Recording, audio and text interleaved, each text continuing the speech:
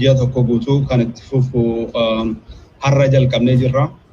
Community garaagaraa irraa community addunyaa keessatti argaman hiriira nagaa ba'uudhaan rakkoo biyya keessatti mul'achaa jiru, Oromiyaa irra rakkoo gahaa jiru, rakkoo mootummaan Oromiyaa irraan gahaa jiru, ajjeechaa guyyaa guyyaatti deemaa jiru, dhiibbaa dhaabbilee siyaasaa Oromoo irra gahaa jiru, lammiilee keenya irra gahaa jiru, duula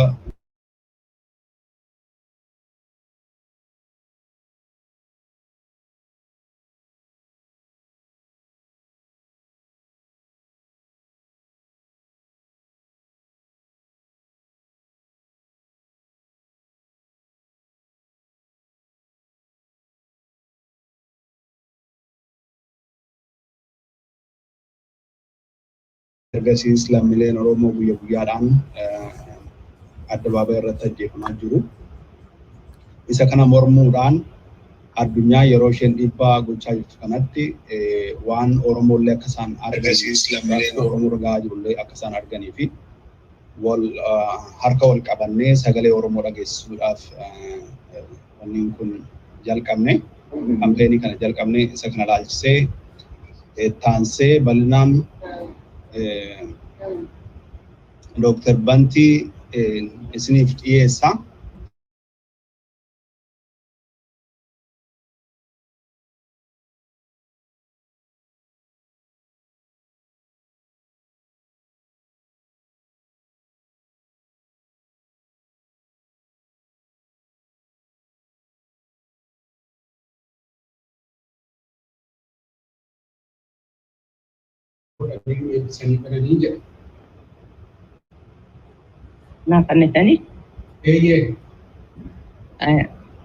السلام عليكم ورحمة الله وبركاته. جتام ربيتين جلقبا كلمتي نجايا في الفيا في بدأ إني سبع أرموتي فاجهو جتا أسين نجه ربي جدا قال النساء قال ما قال قلتنا ربين أغرتي قبصوتي نتنا نوجه جراتي هرتخين نقبه قبل سماء النجه ربي قد تجافنا أمة خينيا تقبضه هركة تقبضه برة تقبضه غرتي هم نتقبضه والرئيس ترديمه غرتي وان شلكم نخنا بكانو هاجو جئت ربي في خلدا كلمتي سبع أرمو بكجرنتي فيا في نجايا ربين رتها أبو سجدات ربي في خلدا أكلمتي نجرتي أبصاوت أرموتيس ربين قدتي جنما قلقلا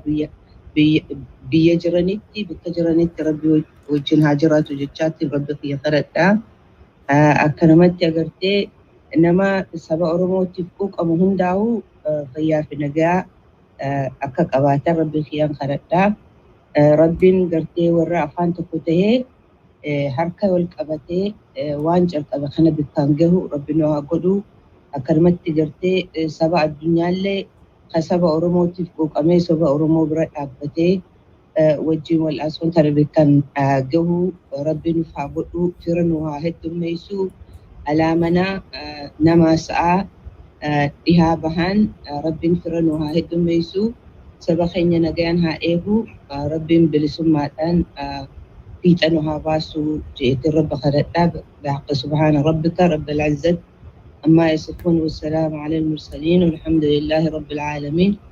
يا عزيز يا كريم يا الله اللهم صل وسلم على نبينا محمد وعلى أهله أصحابه أجمعين. جتات فيا في نجاة كبار جتات سؤال نبي كشوف الرجل Ishi galatoma alwa fayyata wa person ebiso ndinti desani bagana gan buftani na gan sini desani si karako wa kayon guda gada sefanna ito kulle kadanna wali wajini ya wa kayo dandawa nunduma nama kanunte nama mokka fite titti bakke site kanunte dubbu jirata kan ittibafate sida kanaf nabi hunduntu sudratul kittela dubbul nama sudratul kittela nama situ jaalla se uume biya lafa kanatti iddoon jiraatu immoo situ kenneef yaa Waaqayyo. Kanaaf namni nama akka sa'aatii akka inni jaallatu akka inni walii wajjin jiraatu akka inni yaa Waaqayyo biyya lafaa kanatti waan gaarii hojjetu akka eegu akka tolchusitu abboome. Kanaaf iddoo kana jirra. Kanaaf biyya lafaa kana jirra. Walajjeesuudhaan miti, walirratti ka'uudhaan miti, dhiiga walii dhangalaasuudhaan miti, biyya lafaarraa wal balleessuudhaan miti. Kun fedha kee miti yaa Waaqayyo. Garuu isa kana argaa jirra biyya keenyatti. Biyya Oromiyaa keessatti kanatu ta'aa jira. Namatu mana isaa keessatti du'aa jira. Dhiiga namaa dhangala'aa jira. Bartootatu mana barumsaa keessatti du'aa jira. Jaarsoliitu mana isaanii keessaa gadi fuudhamee du'aa jira. Haadholiitu du'aa jira yaa Waaqayyo. Ola deemaatu du'aa jira. Manatu gubachaa jira. Dhiiga dhangala'aa jira. Maasii keessatti midhaantu gubachaa jira. Wanta jireenya keenya keessatti agarree hin beekne argaa jirra. Inni kun maaliif akka ta'e hin beeknu. Kanaaf si waammanna, kanaaf si kadhanna. Wanti hundumtuu karaatti akka deebi'u, mootiin biyya bushu, biyya akka jaallatu, saba akka jaallatu, misooma akka hojjetu, nama yaa Waaqayyo walqixxummaatti akka ilaalu, saba akkasii, mootota akkasii akka nuu kaaftu yaa Waaqayyo. Warra jalina hojjetan immoo akka gorsitu, akka deebiftu. Kanaaf yoo deebi'an ta'e immoo yaa Waaqayyo tarkaanfii fudhachuu dandeessaati. Kanaaf dura waan baay'ee hojjetteetta. Kanaaf yaa Waaqayyo har'a iddoo kanatti walitti qabamnee saba keenya kanaaf yaaduuf waan gaarii hojjechuuf iddoo kana jirra. Warra walitti nu qaban eebbisi, warra nu geggeessan eebbisi, warra nutti dubbatan eebbisi, warra waan gaarii hojjechuudhaaf dhama'an eebbisi. Beekumsaanii humna isaanii hundumaa kennanii yaa Waaqayyo saba keenyaaf, saba Oromoof, saba hundumaaf, saba cunqurfamaaf yaa Waaqayyo warra dhaabatan eebbisi. Iddoo kanatti geggeessitoota keenya sitti ilaanna yaa Waaqayyo. Waan iddoo kanatti hojjennu sitti ilaanna. Ajandaa dhiyaatu sitti ilaanna. Waan hundumtuu ijaarsa biyya keenyaaf haa ta'u yaa Waaqayyo. Lubbuu namaa oolchuuf haa ta'u, dhiiga dhangalaasuu dhaabuuf haa ta'u. Kanaaf ati nu gargaari. Waan gaarii akka hojjennu nu gargaari. Gidduu keenya deddeebi'i. Guyyaan kun, yeroon kun, wanti nu erdanatti hojjennu hundumtuu ulfina kee bu'aa saba keenyaaf haa ta'u. Waan gaarii hojjennee walii gallee harka wal qabannee yaa Waaqayyo. Waan bu'aa qabu buufnee guyyaa kana yaa Waaqayyo walii wajjiniin karoorfannee walii wajjin dubbannee hojjennee akka waan gaarii tokko kennu nu gargaari. Ayyaana kee nu baay'isi, cubbuu keenya nu dhiisi, dadhabina keenya guuti, nu eebbisatti yeroo nagaa, walitti qabama nagaa, ajandaa nagaa, karoora nagaa hunduu isaa yaa Waaqayyo ulfina keenyaaf, bu'aa saba keenyaaf, bilisummaa saba keenyaaf haa ta'u. Si kadhanna maqaa isaatiin biyya lafaa jaallatti gooftaa keenya fayyisaa keenya Yesuus Kiristoosiin. Ameen. Ya ta'a, amin.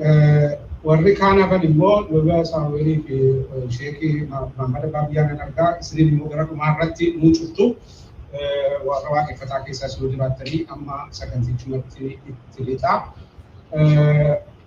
Waamicha keenya Duula Oromummaa waamicha keenyan jedhaga isa isinan sirreessaa. Ji'a waxabajjii 2021 jedhu ulfeessanii warra uftan hunduma keessanii waaqessinaa eebbisu. Oromoon Oromiyaa keessa jiran, gidiraa garaagaraa keessa jiran Waaqayyo bakka jiran sana yaadatu. Nagaa koo isaanii dhiyeessa. Warri dhiyaatan kun egaa xinnoo sagantaa kanaa fi galata galsinii dhiyeesse booddee waa'ee Duula Oromummaa jedhu kanan ittiin jalqabuu yaalu waan ji'a kanaa fi mata duree nuu ta'a jedhee yaade tokkoon hin jalqaba. Innis immoo falaasuma warra baantuudha, warra kibba Afrikaadhaa, afaan Xoosaatii fi warra Mandeellaa fa'aa jechuudhaa fi afaan Chichimaa warra Malaawiitti waan jedhamu tokkotu jira. Isa mata duree godhachuu yaade Ubuntu jedha. Ubuntu jechuun afaan yeroo hiikamu Ingiliffatti I am who I am because we are, since we are, therefore I am jedha. Kun jechuun bimbeennaa ana kanan ta'uu danda'e sababii nu taaneefi jechuudha. Aniifis biyya Oromiyaatii kaanee iddoo kana geenyee nama biyya Awurooppaa fi Ameerikaa, Awustiraaliyaa biyya lafaarra jiraachuu kan dandeenyee fi akka nama dhuunfaatti tun taane sababii Oromoo nuyi jedhee Oromoon ijoollee keenya jedhee nu guddiseedhaaf. Abbootii fi keenyarraa kaasee hawaasa naannoo keenyaa kaasee hiyyeessaa qotee bulaa gibira kaffalee ofii agabuu bulee mana barumsaa nu barsiisee idaan irratti kaffalee amma kana nu guddiseetu addanaan nu ga'ee idaan nurra jira garafatarraa amee deemnaa yoo biyya kana immoo wanti inni godhee nu barsiisee fi wanti gara biraan hin jiru gaaf tokko gaafa barattanii iddoo koo guutanii waan ani hin beekne diina natti dhufu narraa dhoowwitu jedhaniitu afaan nakaatanii haa dubbattu jedhaniitu qotee bulaan abbootiin biyya keenya keessa nurratti qabeenya isaaniitiif dandeettii isaanii kan irratti fixanii asiin dhugaan jechuudha. Kanaaf amma isinitti dheeressuu baay'ee dheeraadha. Rakkina hammana jedhe isinitti himu rakkina isaanii kana biyya lafaattis ibsuu ta'e waan dandeenye bira dhaabbannee isaanii rakkina kee Oromoof Oromiyaa balaa keessaa baasuudhaaf dirqama seenaa dirqama galfatatu dhufa jira jechuudha. Kanaaf duula Oromummaa ji'a kana geggeessina. Oromiyaaf Oromoo baraarsuudhaaf hojjenna.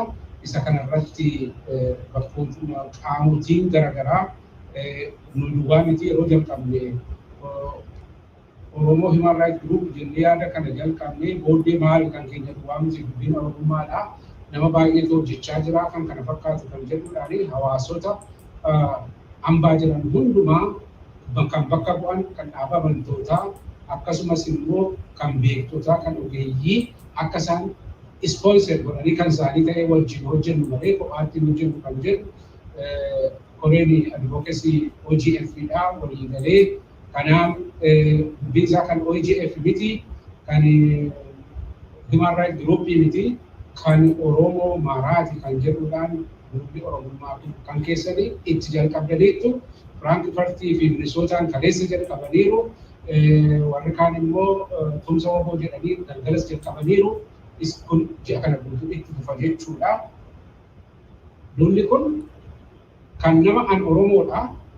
Oromoo ta'een agadheessichis Oromoo ta'een jiraadha jedhu hundumaati waan ta'eef kan dhaaba siyaasa tokko miti kan jaarmaa himaa mirga namaa tokko duwwaa miti kan hunda Oromooti kan keessanii akka kan keessan ta'e irratti immoo bakka isin dubbattan abdachaa warri tokko garuu isin bakka bu'anii duula ta'u kanaaf maal akka ta'u nuu kennu warri asirratti affeeraman dhaabbilee siyaasaa keessaa ABO'dhaa fi akkasumas immoo warra KFO'ti warra ABO keessaa jaaladaawwaniin affeeramanii turanii argachuu hin dandeenye kanaaf nuun jedhanii amma iddootti himanii garuu warri KFO'dhaa kan dubbatan yookiin ta'a kan jedhu oduun ga'eera tarii waraana bilisummaa Oromoo bakka bu'uudhaan namni dubbatu yoo jiraate inni yoo yeroo argatanii waraabanii dhufee dubbatu amma ittaan kana booddeegaa Dr. Tirafat Ruumaanii warra Human Rights Group keenyatti chairpersoniidha isaan dubbatu itti bufee Dr. Iddoosaa Ejjetaadha dhimma justice rule of law and political trials in Ethiopia kan jedhu irratti nu dubbatu Aadde Arfaasee Gammadaa immoo akka maatii warra hidhamtoota siyaasaatti yoo yaada galaniiru ta'ee muuxannoo isaanii irraa nutti himu itti fufuudhaanii attamitti Oromoon biyya alaa jiru kun hawaasi kun waliigaltee qabaachuu qaba kan jedhu irratti Aadde Jeenet Adam nu dubbatu itti fufuudhaan immoo hiree dargaggootaatii fi dubartootaa qabsoo bilisummaa Oromoo hiree ofii murteeffachuu jedhu irratti Aadde Najaat Hamzaatu dubbata. Ittaafee gara fuulduraatti qabsoon Oromootiin Oromummaa maal ta'uu akka qabu Dr. Safarii Margoo dubbata. Egaa itti fufee artistoonni keenya garaagaraas immoo warra akka Muktaar Fa'ii Faddisuu Karrayyuudhaa yoo galanii dubbatu. Egaa warri amantii bakka bu'an amantii abdana keessa jiru isaanis immoo hin dubbatu jechuudha. Egaa hunduma keessanii kanan kennu strict ta'uu qaba sa'aatiin keenya daqiiqaa 30 darbee an dabarsuu sabadaa hin jaalladhu isin eeguu irratti turre. Kanaaf hundi keessan iyyuu daqiiqaa keessanii dabarsina. Daqiiqaa fakkeenyaa fi daqiiqaa 10 qabu amma 25 fuudha jedhamu kan kootiitti nan qabadha.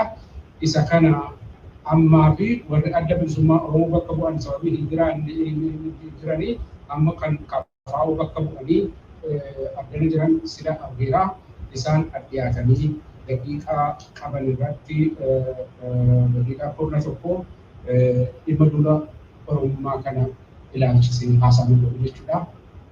Itti dhiyaataa.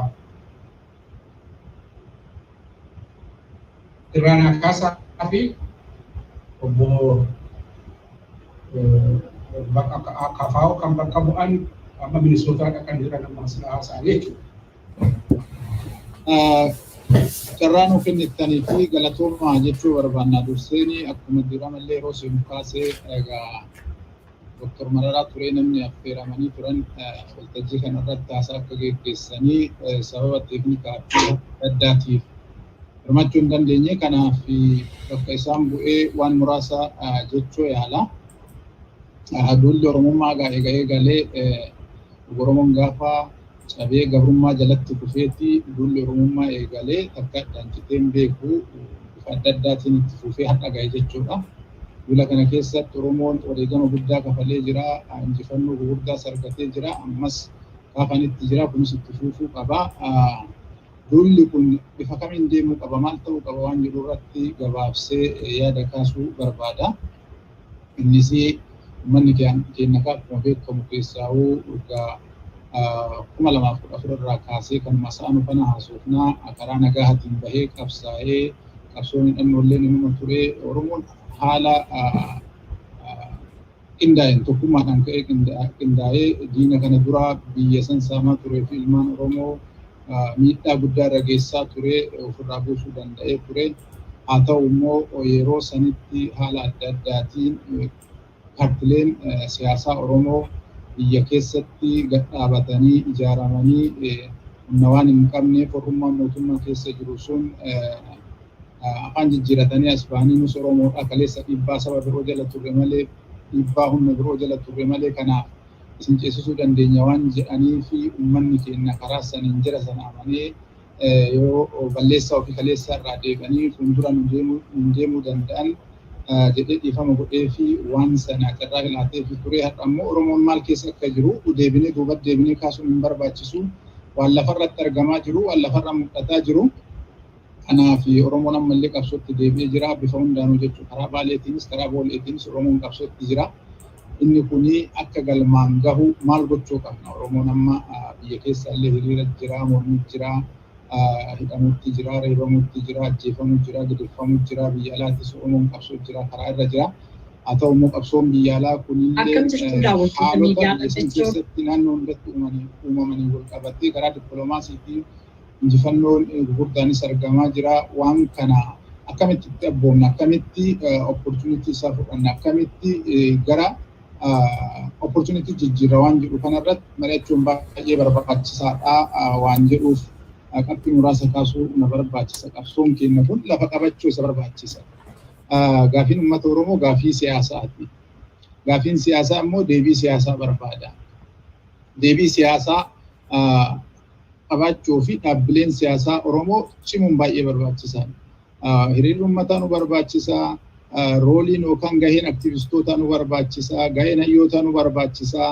Haa ta'u immoo kun hundi qabsoo irratti egaa roolii fi taphatanii booda dhumarratti gaafiin Oromoo bifa argitanii institutionalize ta'een gara imaammata siyaasaatti bocamee dhiyaatee uummata Oromootiif gaafii isaa kan waggaa 100 deebisuu kan danda'u, mirga isaa kan gonfachiisuu danda'u gaafa imaammata siyaasaa ta'ee gara siyaasatti shalagamee poolisii imaammata ta'ee gaafa bahee jechuudha.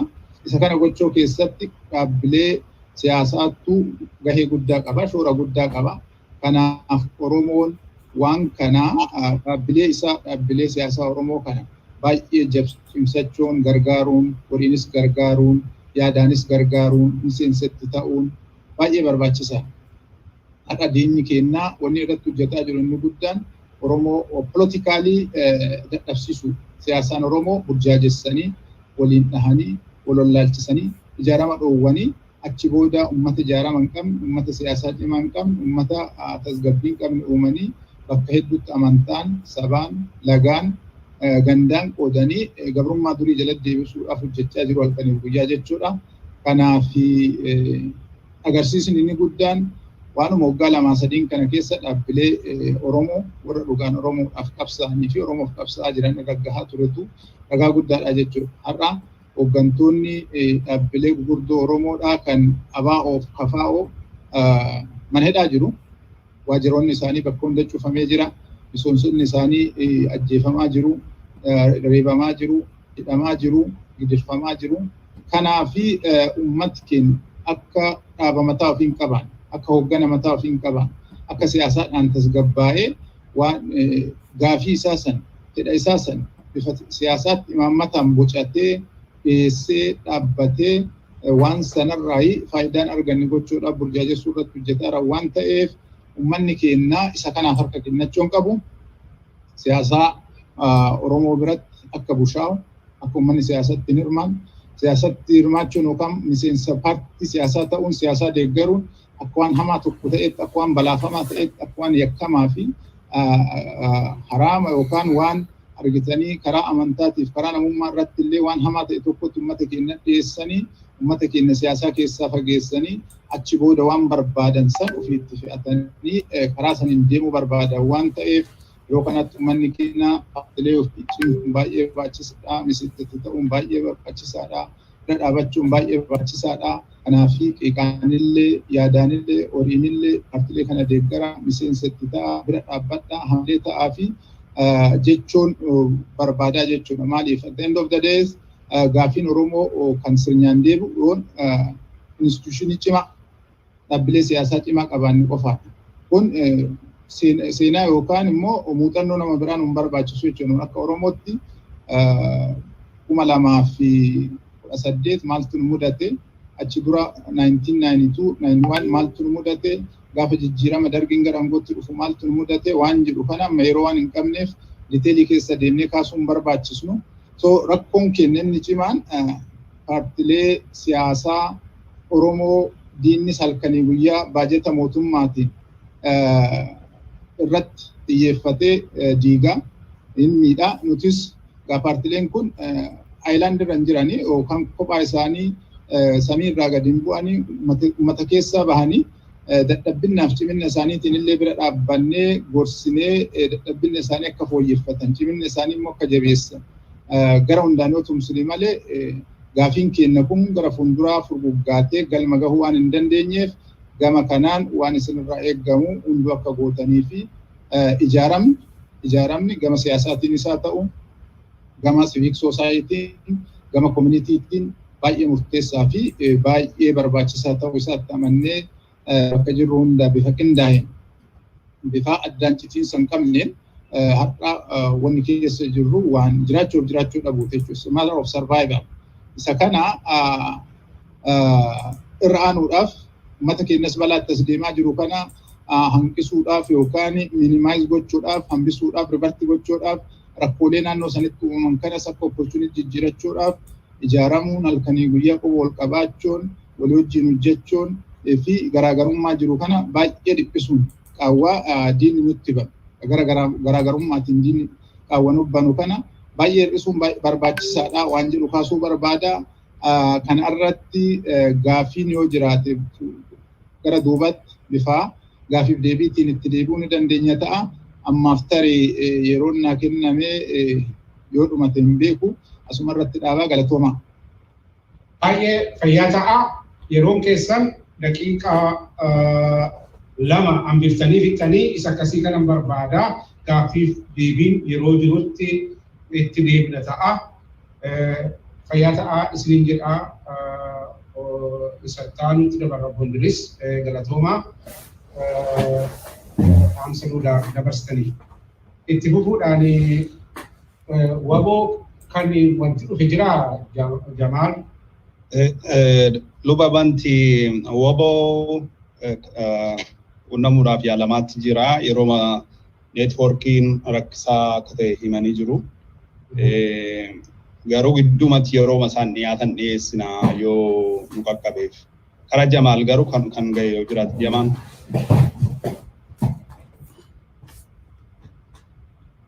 Hangam kiyyaanis qunnamuu hin danda'amne haalli biyya keessa jirus akka malee ulfaataa ta'uu himamaara. So itti fufna yaala. Tole, Dr. Galato, the time is yours now. You have about 10 minutes or 15 minutes, I don't know. Maybe if you make it 10 minutes, that will be fine. Dr. Galato. I'm afraid I cannot make it 10 minutes without destroying the structure of the presentation. And may 15 minutes. May I share the screen, please? Yes, Bozalalam, can you make him, give him post? Give me a sec. Yes, I will. Okay. While Zelalem is doing that, I just want to say what an honor and a privilege it is to address you all this afternoon. I think what is happening this month is making history for Oromia. And as I say, it's a great privilege to be speaking today. And I would like to say hello to all the people I recognize in the audience today, but I'm afraid there is just not time. But to all of you, it's lovely to see you again, and thank you very much. And I constantly see faces that I know and love, and thank you for being here. And can we share the screen now? Yes, absolutely. Go ahead. Great. Okay, let's go.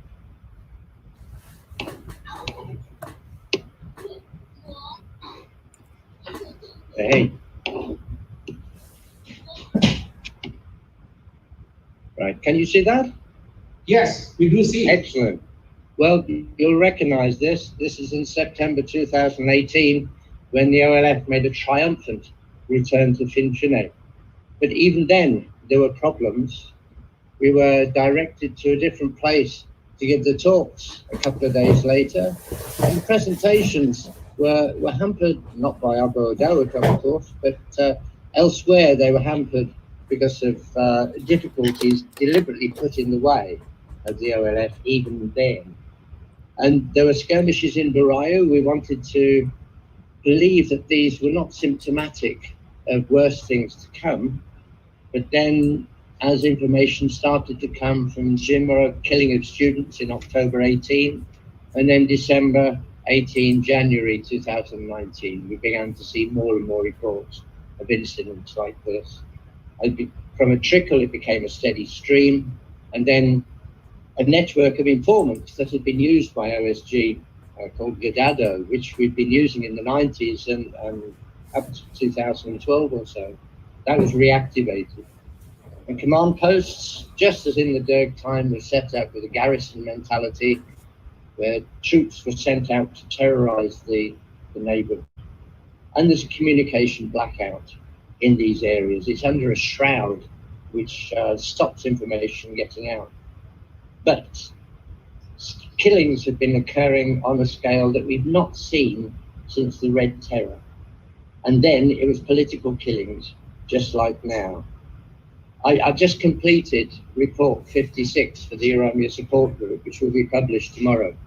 And there are 7 pages of killings, page after page after page of killings. That's just in West Oromia alone.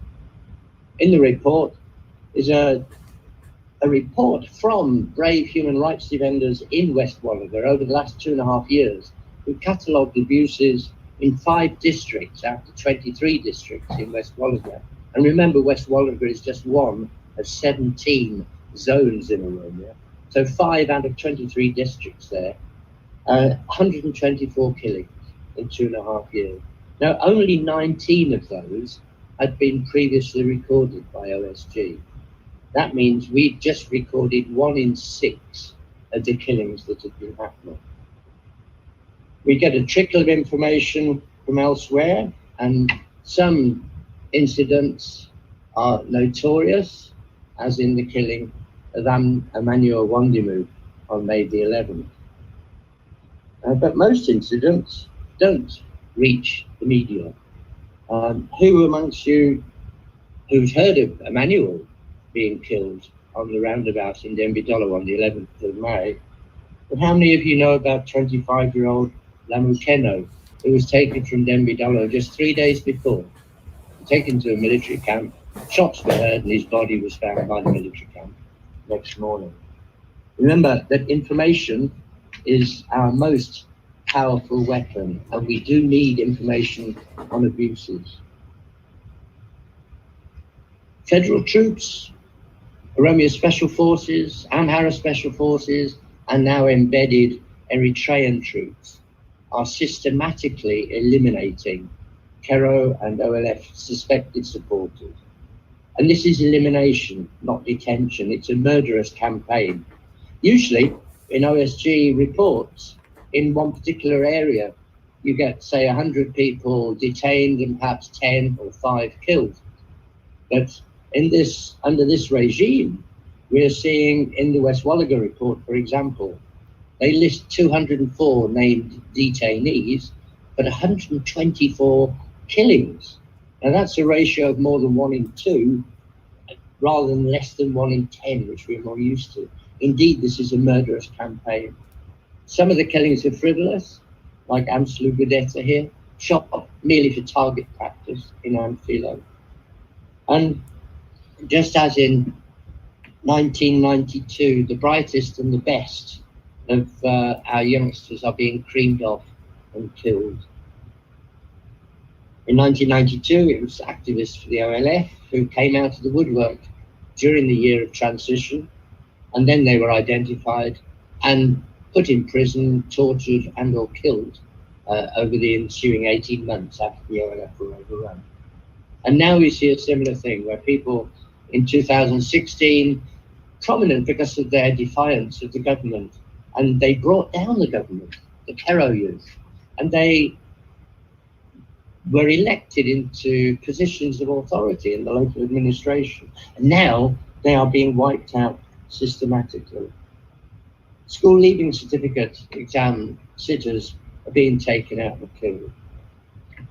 People are on their way to go to university, as I say, the best are being creamed off. In Ambo and the Kente, the towns look different because the villagers have absorbed all these hundreds of youngsters from the surrounding countryside, which is empty. Even government employees will not go into the countryside because they're afraid of being shot, accused of belonging to the Oromo Liberation Army. So the young are either fleeing to towns or they're going into the countryside to join Ola. And punishment is meted out to the whole society.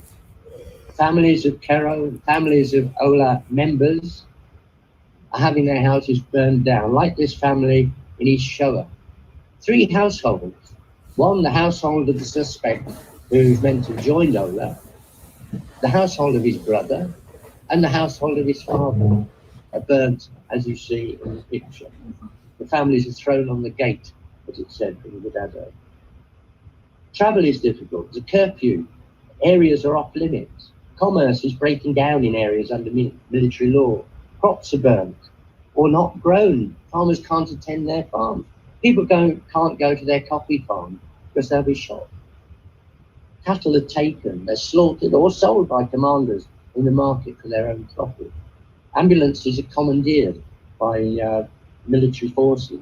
Clinics are closed or inaccessible. Even solar power has been banned by Ebro Hussein, the commander in the Guliso military post.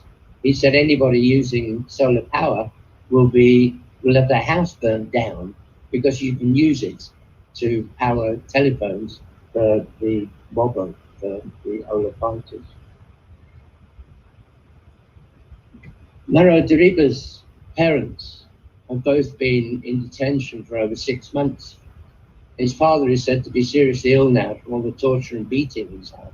And his mother, who was thrown on the road after being beaten and tortured so badly. And of course, we've got all these political prisoners. A whole generation under the EPRDF suffered because of detention and torture. And now a whole generation is being traumatized by death, destruction, and destitution. This is total war against the Oromo people. Again, indeed, this is the worst of times for us. And it's not only Oromo. We see what's happening in Tigray. Scores of thousands killed, 2 million displaced, 5 million short of food. In fact, all who don't want to be subsumed under a monolithic state dominated by and represented by Amhara culture are being treated in a similar way. And we only see a fraction of this, but we hear about incidents in Malaita, Hadia, Chikacho, Kaficho, many more. Sidama, of course. We must never forget our debt to the brave men and women whose lives have been given in the cause or destroyed.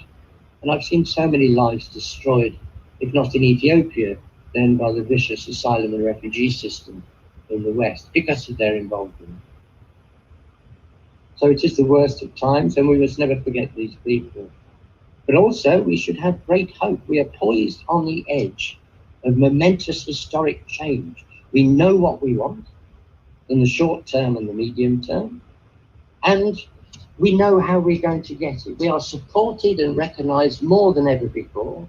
We have a clearer message, and we're more united than ever before, and we're better organized than ever before. We know what we want. We want this ridiculous election to be cancelled. We want the release of political prisoners, and we want negotiation towards a peaceful transition to an interim administration of some sort, from which we can build a future Ethiopia. And we know in some ways how we're going to get it. Our job in the diaspora is to remove all the support that this regime has had from the West. No regime in Ethiopia has been independent of foreign aid, not one. They've all been thoroughly dependent on it. And the West could apply crippling sanctions to this regime, not just a travel ban like they've done in the USA, but that could be repeated across the world. There are lots of things that our government could do to bring Abiy to his knees. 2, we should support our brothers and sisters in their struggle at home, however we can, including helping if massive, peaceful, civil disobedience is called for to make the country ungovernable. Abiy has a choice now, but not for long. Soon he will have no choice at all. It is time to change and time for change. I've seen 3 changes now, 1974, 1991, and 2018. And always it's the same play, the same drama that's being put on the stage. It's just that the actors are different. It's the same plot. Now, you're going to see a completely new play. Not only that, but the whole system is going to change. We're going to rebuild the whole theatre, and it's going to be built from much more stronger foundations. Now, for a serious warning, as a human rights defender, I want to prevent human rights abuses in the future. Now, this means promoting understanding between hostile factions, between hostile people. Many say our enemy is the Amhara. That is not true. Do not let the abusers force you to join in their game. Yes, they are racist. Yes, many of us are racist, and don't deny it. It is not Amhara people who are our enemy. It is racism itself. If we don't stand up for equality and peace between peoples, as has been prominent in the OLF manifesto ever since 1975, and has been prominent in the teaching in OLF supporter cells ever since then, if we don't stand up for equality and respect to other peoples, then nobody else will. It is racism, not the Amhara people, that is our enemy. The system where one people or culture dominate and oppress other peoples and culture, that system is our enemy. Amhara people want what Oromo people want: peace, security, and prosperity. I've spoken to fair-minded, peaceful people who are nonetheless prejudiced against Oromo.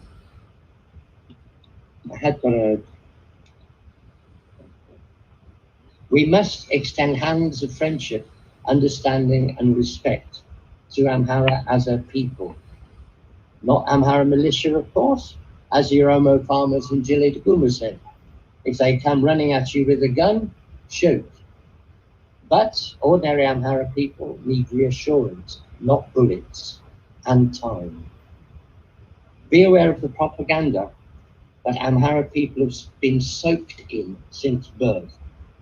This also applies to most Westerners who only see Ethiopia through Amhara eyes. We have to be patient. 70 years ago, Britain lost its colonies, but still we have institutional racism in our country, our national institutions like the police force. Even Amnesty International UK branch has criticised itself or institutional racism. So we should be aware of our own prejudice and anger. As I've quoted on many occasions, a hero of mine, Magasa Kumpsa, whose quick thinking saved hundreds of lives on the border between Sudan and Wolaga back in 1990, when there was a meningitis outbreak. 3 years before he was killed in 1990, he told me, the Oromo relation is like a huge, huge cooking pot. It takes a long, long time to get boiling. But once it's boiling, there's no stopping it being cooked. We have 3 jobs. Fight Abiy with our intelligence, energy, and resources in the diaspora by urging our politicians in the USA and Europe to invest in the future and do more to bring him down, or at least to the negotiation table. 2, support our brothers and sisters in Oromia as best we can. And 3, continue planning a peaceful transition. My messages go forward with confidence, kindness, and understanding.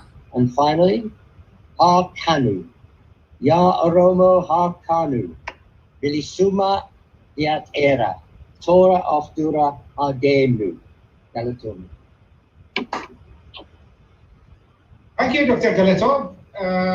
Dr. Galato is the mastermind for this conference. As you know, he is the chairperson of Oromia Human Rights Groups, our human rights group, and he really did many jobs for planning the Duula Oromummaa from behind, and he did everything. Thank you very much. It's a wonderful information you have given us.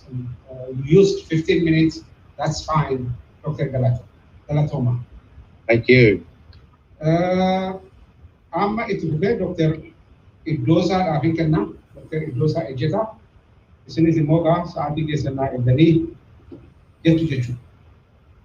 Gaafii qabaan Dr. Galatoo. Gaafaa alaati. Wayiiti yeroon gaafiin geenne namni martinuu yeroo gaafa gaafii qabaatan booda irratti. Gaafii keessan qabadhaa. Obbo Gammadaa Kusee. Sagaleen kora gahamaa. Eeyyee dhagaa. Thank you for having me here. It is a privilege to have the same forum with Dr. Galato and every one of you. The topic I assigned was justice, the rule of law, and the political trial in Ethiopia. I would like to declare here about my background here. I am an economist by training, and I'm not a law scholar or practitioner. So I'm doing this presentation from experience and from literature review. So I start my speech with remembering the painful experience Oromo had in 2020. Which all of us experienced at once a political shock with many painful atrocities. Especially we remember June, the month of June, when we lost our icon, Hachalu Hundessa, who is, as Dr. Rasa described him, a soft constitutional writer. Since then, the human rights violation, injustice, lawlessness, political harassment, mass arrest, extrajudicial killing, as Dr. Galato showed us, actually is worsened, and that become a new norm. Ethiopia has been under constitutional and political crisis after Abiy came to power. Now Ethiopia is entered into active war with its own people, especially with the people of Oromia, with Oromo people, with Tigray people, and with the people of Benishangul. As a result, the human-made humanitarian crisis is getting worse. Family farming disrupted to prepare the land for seasonal cropping or harvesting their coffee or other farm products, especially in Western Oromia, in the Southern Oromia. Today, in farmers in Tigray being prevented from preparing their land for this rainy season. There are some reports coming out, farming tools were burned, destroyed, and farming animals being slaughtered to feed the Eritrean troops in a bid to systematically starving the entire population in the region. This human rights crisis has been happening under the watch of an elected government led by Abiy Ahmed and by despotic regime in Eritrea and Amara regional authorities led by right-wing Amara ethno-nationalists who have a desire to restore their outdated minority hegemony they lost in 1974 by popular mass revolution. There are similarities between the legal order and the apartheid system, the legal order in Ethiopia and the apartheid system. Just to mention some similarities, under apartheid in South Africa, the principle of legal provided legitimizing logic that allowed the judicial apparatus is to enforce racial inequality in the name of legality and the formal justice. Likewise, in Ethiopia, the judicial apparatus is used to enforce inequalities in the area of basic human rights, such as political expression, ethnic, linguistic, cultural, and religious inequalities. There are manifestations on these all areas. Recently, we have seen what happened to the Muslim prayers in Addis Ababa when they are struggling for secular system. There is another similarity, what is in apartheid experience happening in Ethiopia. The black and the white in South Africa had, under apartheid, did not have a common standard of fairness, morality, and ethics. Likewise, there is no common standard for fairness, and morality, and ethics between the egalitarian Gada nation-state system of Oromo people and the Ethiopian Neftanya system. The relationship is basically horizontal versus vertical. Oromo norms and the Gada nation-state ethics is founded on the ground of truth, only truth, and on equality. For instance, Abagada is the first among equals. This is a guiding principle or the foundation of the Gada nation. Abagada is not above the law. Abagada is not above any ordinary citizen. He answers to the people, and that's why we guided by first among equals. Contrary to this, the Neftanya system of Ethiopia is first among unequal, which is self-perpetuating. The political power assumed through divine intervention or out of bullet, not from ballot. The divine power or the bullet power do not answer to the people. So, in short, the difference between the rule of law in Ethiopia and apartheid is probably the color is the difference. The color of the court under apartheid was white, as popularly said Mandela, President Mandela. I am a black man in the white court mine, while the color of the court in Ethiopia is black in the black court. The Oromos are mistreated in this court. As Dr. Prominent scholar, law scholar, Dr. Allo said, Ethiopia courts are not guarantors of the rule of equality and the justice. They are very instrument used to secure inequality and injustice. Instead of laying the foundation of a just, inclusive, and democratic society, the current government has chosen to use a law and an institution of justice to ruin a very judicial condition necessary to cultivate those values. Regarding the advancing human rights cause and the access to justice in Ethiopia, lawyers can and should play a key role in advancing those human rights causes and the access to justice. Historically, however, the government of Ethiopia controls legal professions through licensing power of the office through Attorney General. This means there is no professional independence to foster conducive environment for human rights and access to justice.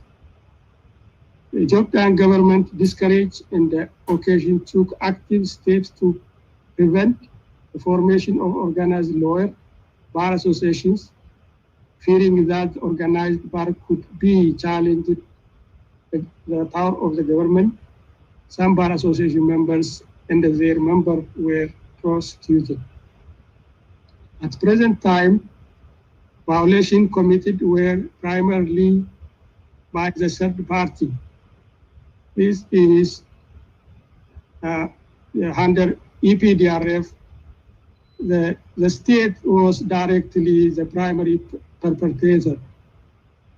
Under Abiy administration, the primary perpetrators are third parties, such as state entities like Eritrean troops and private individual groups like FANO in the Amara region. The existing framework of regulation of Ethiopia is legal profession does not meet the United Nations standard of independence for the profession. In short, the Abiy government is unable to ensure democratization and a sustainable political transition and the economic development through consensus among different political parties and the stakeholders. Therefore, justice, the rule of law, and the political trials shows the Ethiopian government effort of business as usual, using legal apparatus as a means of achieving political goals, including buying time in the media consumption. Therefore, until the Attorney General of Ethiopia has significantly less power, the legal profession will never be truly independent. And the human-made humanitarian crisis will continue, and the political prisoner situation getting worse. You have 2 minutes. Just to few 30 seconds. Okay. The solution is oppressed nations and nationalities in Ethiopia should coordinate their effort to stand up against current gross human rights violation and force ruling party to down from power and create a pathway for dialogue, exercising the right to self-determination as stipulated in Ethiopian constitution. Thank you very much. Thank you very much, Dr. Ijeta. You have used your time. I really appreciate. Galatoma. Jamal an geggeessuma kan koo mana fite bakkaadhaa gidduutti tuugaruu warri muuziqaa kun jiraatanii waan faarsanii gaarii natti fakkaata keessin irri bakka bee. Akkasiiti. Namoota biraas qabuun waan maluufi. Ribarraa shaakooti baharsitu haa ta'u abbaan tokko. Adda baharsitu mana keessa hin jirtaa? Argafuun yaabbo. Assalamu alaikum baga nagaan dhuftan. Adda baharsitu miira isii kenni nagaa namni martinuu enerjii barbaadaa jira enerjii warri nu guutu isinii. Ayyee. Shamarreen kan keetii gaa irra buuseef. Ayyee. Sakandii lama na obsi. Ayyee. Dr. Daniel geggeessummaa kee itti qophooftaa adda arfaasee yoo galteetti ta'ee itti fuftii kan koofituutti jiraa jechuudha. Bohaarsituun nu bohaarsitee booda. Ayyee. Ayyee niin dhagaamana fakkaattee galatoomaa dhugaa namni oggoo dhaggeeffatu waysidduun bashannana lubbuun feeti. Kanaaf homaa rakkoon qabdu. Ka'ee lafa hidhaddee qawweetiyyaa ka'ee lafa hidhaddee qawweetiyyaa diina koo cabsuu daniyyaantiyyaa kanaafuu warraas deemuu kiyyaa nagayaan jiraadhaa yaabbalee yankiyyaa nagayaan jiraadhaa yaabbalee yankiyyaa alalee warraaqee halkanii fi guyyaa alalee warraaqee halkanii fi guyyaa. Anduan sadadu beki lamitiya warega malenduftu bili sumantiya warega malenduftu bili sumantiya kaelafa hidade kawetiya kaelafa hidade kawetiya tina ko jamsu daniyantiya kana buarras de mukiya nagayan jirada ya bole yankiya nagayaan jiraadhaa yaabbalee yankiya daggala keessa loohee kufee gangaladhee daggala keessa loohee kufee gangalate diinnan biyya isaa mormarra jaajjate bombiin naa nyaattu yoon diinaa rifadhee qawween naa nyaattu yoona biirifadhee ka'ee lafa hidhaddee qawweetiyyaa ka'ee lafa hidhaddee qawweetiyyaa diina koo cabsuu daniyyaantiyyaa kanaafuu warraas deemuu kiyyaa nagayaan jiraadhaa yaabbalee yankiyyaa nagayaan jiraadhaa yaabbalee yankiyyaa hidhaddee ka'ee kunoo anis baheen jiraa hidhaddee ka'ee kunoo anis baheen jiraa. Diinnan biyyatiyyaa deebisuu biyyatiyyarraa diinnan biyyatiyyaa deebisuu biyya tootirraa ka'ee lafa hidhaddee qawweetiyyaa ka'ee lafa hidhaddee qawweetiyyaa diina koo cabsuu daniyyaantiyyaa kanaafuu warraas deemuu kiyyaa nagayaan jiraadhaa yaabbalee yankiyyaa nagayaan jiraadhaa yaabbalee yankiyyaa. Galatooma gawsnitti heddummaatti booda namoonni godha qaalessuu wayyaati jabaadhaa yeroo idduutti isin waliin jira jechuu fedheetii galatooma. Baay'ee si galateeffanna. Baay'ee si galateeffanna. Baay'ee si galateeffanna. Jamaali kan arfaasee kan kooti ani nagarre. Kan arfaasee keessan yaa. Arfaasee ajjirtaare arfaasee gammadaa. Ni jirti yaa mana keessa jirti. Jira kama. Arfaasee gammadaa hin beektu gaa haadha warraa Jawaar Mahammadii iseen immoo qabsooftuudha egaa abbaa manaa qabsaa dudduubaa haadha manaa qabsooftuu cimaa jira jechuudha beekamaadha. Kanaaf iseen immoo muuxannoo maatii abbaa manaa irraa hidhamee abbaan ijoollee irraa hidhame irraa ilaalcha kaaftee waan nuti dubbatu qabdii fayyaa ta'ii baga nagaan dhuftee itti fufi Arfaas. Ayya, ulfaadha lubbante dhaga'amaayyoo? Eeyyee dhaga'ama. Ayya. Bullee bultanii Oromoo yeroo gaafiin Arfaaseen eenyu ka'u deebiin isaa baay'eedha. Hojiin ana hawaasa Oromoo tagarraa hojjedhee hundinuu ni beekaa. Ammoo sababni an affeeramee fi waa'ee dhuunfaa yookiin waa'ee maatii haasa'uu fi qabsoon Oromoo naaf haaraa miti dhiqeenyaan waan baradhee fi ajaduun guddachaa deemuu gahee kee cimsaa deema ture. waa'ee Oromoo hojjechuuf yookiin advocate godhuun naaf hedduu salphaa ture. Ammoo erga Jawaar hidhamee hirmaachaan kee ni jijjiirame. Qabsoon mankii seenee, right? Perspectiving kee haga gaafasitti kan nam ala ture. Akkas jechuun homa natti hin dhagaamne osoo hin taane waan tokko yoo ilaaltu gam hedduun laaluu dandeetta. So, namniyyuu maatiin irra hidhamu hundinuu experience adda addaa keessa darbuu jirra. Kan bii jiranii fi kan bii ala jiru. Maatiin Baqqalee, maatiin Shamsuddin Tahaa, maatiin Hamzaan, maatiin Dajanee, maatiin keenyayyuu kan achi jiranii waan adda addaatti irra ga'u jira. Every single day, you're traumatized with what am I going to hear today, right? Who is the target? Ebelunes jira. Is Jawar sick? Baqqaleen ni dhukkube? Har en ajjeesan jettee gaafii kumaatameef gaafatta, right? Kun hundinuu bahaa guddaa sittaa, right? Kan dhuunfaatti beeknu dhiisi, roorroon uummata Oromoo hundinuu, it becomes very personal, right? So, Akdura, you just don't do the work for, go to a career bate, yokin want to kote, isu and then day 24 hours a day, you're thinking about this thing, it becomes a part of you. So, and to kind of prevent burnout, you have to choose focus. One of that focus you go to, murteeffachuu danda'uu qabda, right? Akka durii filaa hundaa turmaattee yeroo dheeraa deemuu hin dandeettu. So akka nam tokkotti an waan lama irratti fookasii godhu filadhee.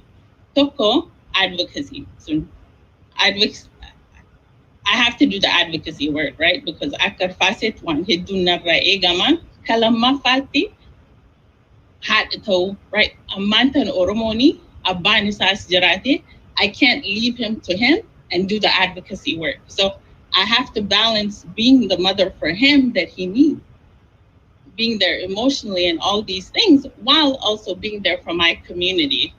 So kaheduna, especially di kudan kan kesa kahedu bahagudana tay actually hujisuni, right? Because you have to think of what are the emotional effects that this struggle is going to have on this child for a long run. So I know we don't think of ijolena coming meet and take up so kan case right?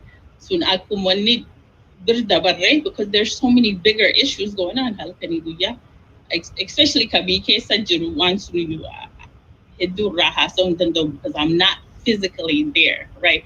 When you're physically there, the trauma that the families in Oromia are going through, I don't even know. You just think about that part of it. When I remember in Taltio Bodajane or many interview, I don't know that she said that isin waga diddami way. Jiru isi kesatti abanisi marku afur hidam. Imagine that. And then imagine how warri policing kun man demani balbal tani nam mana harkisan kan achumata jesa kan hunda ijollen kan lala guddate, and they're still able to advocate for their families and for their fathers. Think about those things as we sit here.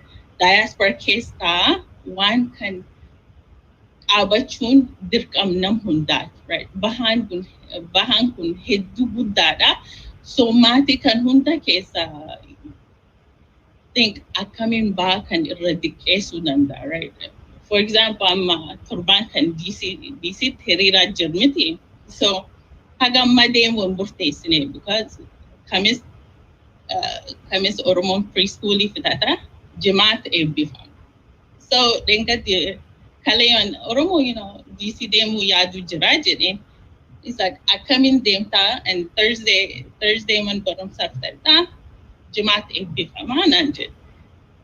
So before that decision would be easy, right? Because I can say, Jawar Oromo Egi and Achdema, or, Ebelud Egi and Achdema, Amwamba. Preschool in Duri, it seems like something small, But these are things that stay in a kid's mind. So when he looks back at this time and says, oh, my preschool graduation, my parents weren't there. You know, I have to decide to stay here, right? So there's so many things that you're balancing at the balance you go to. So as I'm moving through this work, I look at again one good of one and go murte fadu is arfasen aknam to put one can irrat hirmachuk abdemo namnifet one can hujjatu danda, right? If arfaset Allah go to danda yotate in goda ammo yo one thing nam ibinu namnit ibin hujjatu danda tay, I have to focus on Oromo, right? Just think about it. The things that namni kan granted atani go and jolle ofi walin yero walin barsu barstisu tabachisu tunundinu narratafe. So you have to consider, you have to look at these things from gamla chunu lalu aba adawan kan hojjadu. So one is an hunda gafadu ak ummat oromoti. Every single day, pledge to do something. We'll go to imbe kaka tari wanin kudu. Juru kesat namdi one hit do go look aba ammo buya hunda yonamni hundinu wa hojjate ba an kun mati rain salpata akasmas abso kan full dur game sisu then do come now, right? Everybody has to try to make it at least personal to do something, right? Because it's much easier than the people back home, you know. But every day we think about the people who are being shot in front of their families. I mean, why Amalia Wandimu Yulala? A young kid, promising, a young kid still we have to be able to continue to push this subsequent full Ibu dandau dirkam ken hundat wan namni tikka godu dandau miti akasmas damsi kan nam hundat amuk abaino yeromara. We're always debating karanaga mo karawarana demnu ti debate guddanuta amok absobi kanalala kuguracha. They had the non-violent movement, and they also had the violent. You have to let you will be off sisudan dong kamna karawarana think kara absonagad sumchallat became bilisum sudanda. So let you diba walin jacha wal chimsa wal jajevesa na hujja chudan dong kamna partner. Hedduu galatoomii arfaasee haadha seenuu umriinsee ijoollee dhumaa ijoollee keenya kan taatudha nan beekaa re'aan galatoomsiiti. Egaa qabsoochitti kana gaafate maal godhu? Itti fufnaa. Hayyee galatoomaa Dr. Banti galatoomaa hundumti keessan illee warri agammaa nuuf bakkanii ittaansee adde Janet to the need for the unity of the Oromo diaspora kan jedhu irratti nuuf dhiyeessiti. Barbaachisummaa tokkummaa Oromoo diaspora gidduu jiru ilaalchisuun adde Janet nuuf dhiyeessu jechuudha. Galatooma. Galatoomii obbo Daani'el hundi keessanuu akka moltanii sinjaa ani hawaasa Oromoo Washington DC irraa hin sinitti dubbachaa jira. Durateessuu boordii hawaasa community Oromoo Washington DC fi akkuma hawaasa bakka hedduudhaatti Ameerikaan keessatti fi biyyoollee adda addaa keessatti ijaaramee jirutti Washington DC keessatti hawaasni keenya ijaaramee in the 1980s jalqabeeti. Hawaasni kuni yeroo adda addaatti qooda adda addaa uummata keenya buuseera. purpose-in yookiin objective-in inni itti dhaabbate tokkummaa uummata Oromoodhaa walitti fiduudhaa fi barsiisuudhaa fi qubachiisuudhaa fi keessattuu ijoollee asitti dhalatan connection isaan biyyaa wajjin qaban akka dhufanii nutis warri baqattuu taanee yookiin biyya namaatiin keessatti haala adda addaatiin dhufne akkamitti waa'ee namoota keenyaatii fi sagalee taanaa humna taanaa haala inni community organization kun dhaabbate wanni inni irratti illee hojjechaa ture bara kana cufaa'u kanuma kana fakkaata.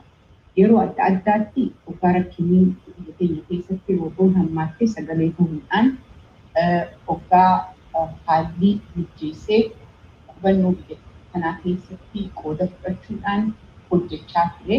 Amma xiqqoo amatuma lameen kana keessatti wanti achi siqee yooniin isin ibsuu yaade March 13 committing Kenya 2020 hiriira uummata Oromoodhaa roobootina uummata Oromoodhaa himachuudhaaf xiyyeeffatee qabatee waamichisaa ergatee ture. Waamichisaa kan akka ergateenii hiriira akka yaamneenii COVID dhufe.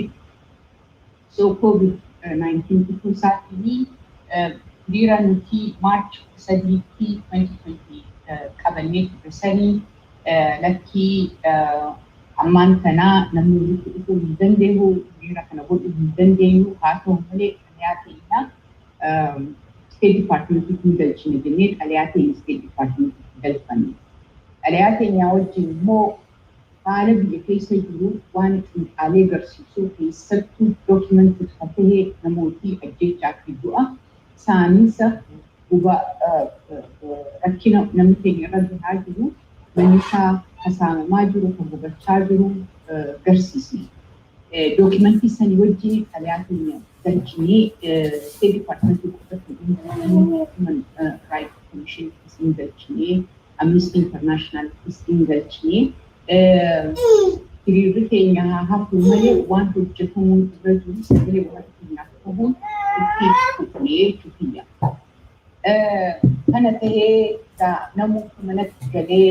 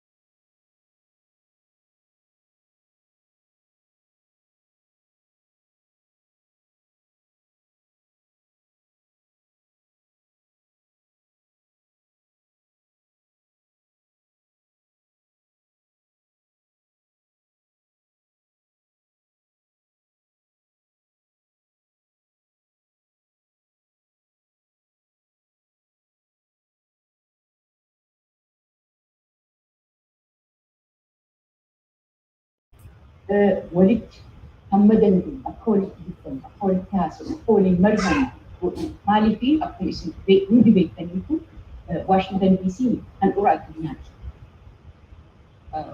هاي اللي كان أقول بنتي هل أرى الدنيا أسكتي في فما أسكتي ماما أسكتي خلي بربادي وحجة مودن دو في خلا بربادون إن كيستي سجلين كينيا أكاد أبيهم بقولها وان دندين هندا رتي كودا كنيجرا كوراني أتارتي أكاد بتشوفان أبوكسي بروكي وجين هاودان مريهتشوفان كودا هينيا بتشاجرا خانم هندا كيستي مو وني نبرباد شو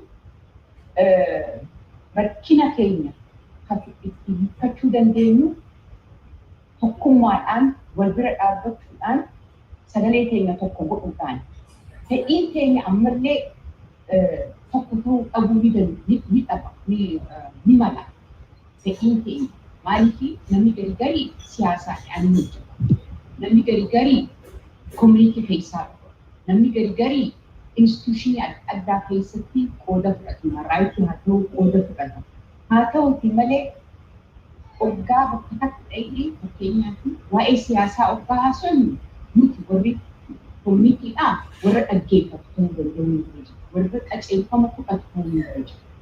Ugawai community one community to the person, Muti, why a submit open the home.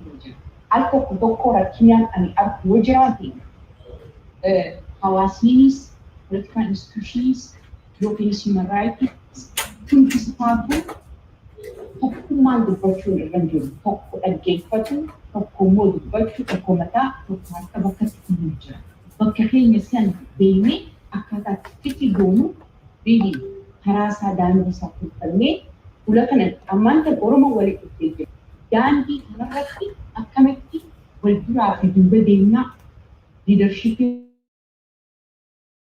How can we be a good followers for the leaders? If we are the leaders, how could I be a good leader? 1% and come back the leader to leader. Mutannun teenyas dan beekin teenyas tokko kan taane immoo beekuu nu goota. Bakka kamitti maal haasa'uu nurra jira? Bakka kamitti maal irratti mari'achuu nurra jira? Maal galfachuu nurra jira? Jennee addaan baafachuu danda'uu nurra jira. San yoo goone warra nu qaceelchu dura yoo jala bu'uu dandeenya. Jala hiriiruu dandeenya.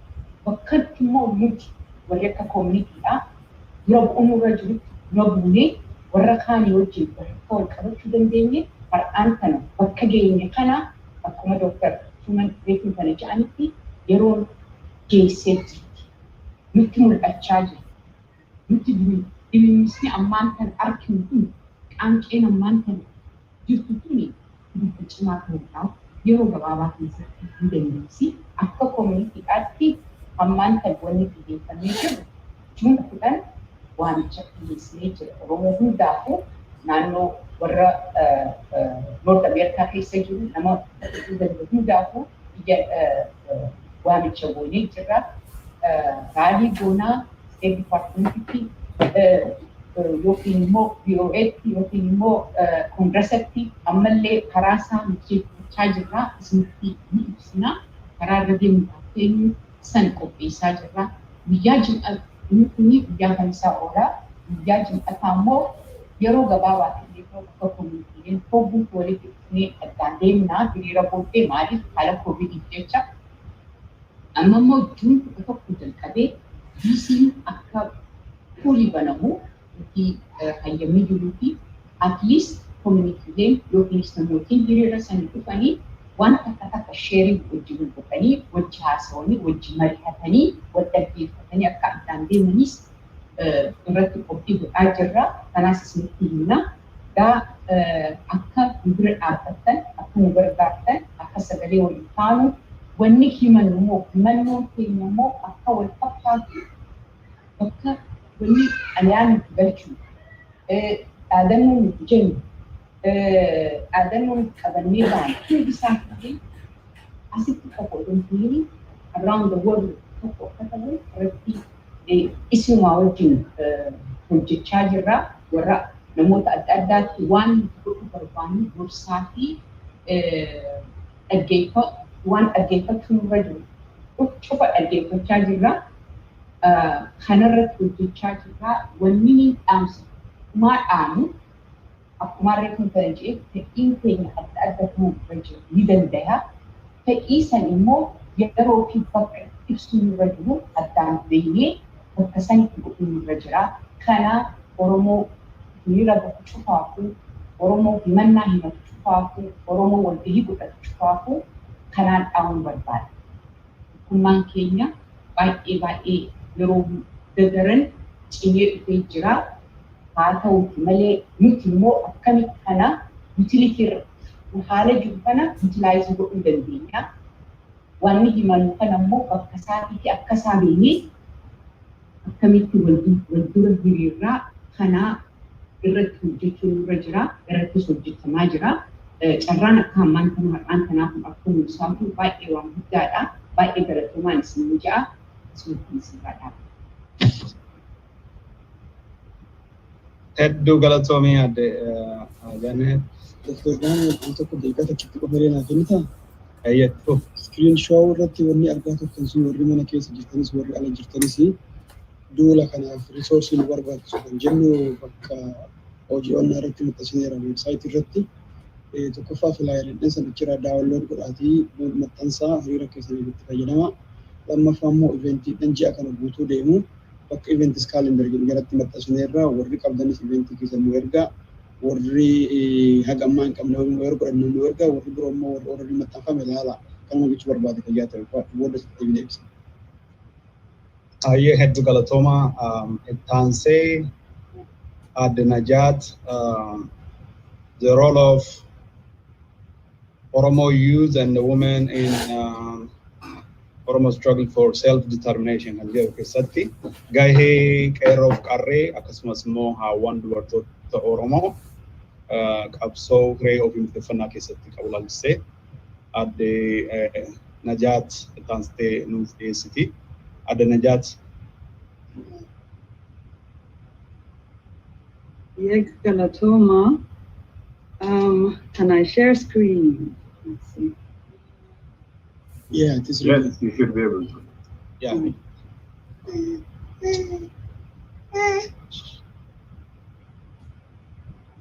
How much do I have with a woman's task included?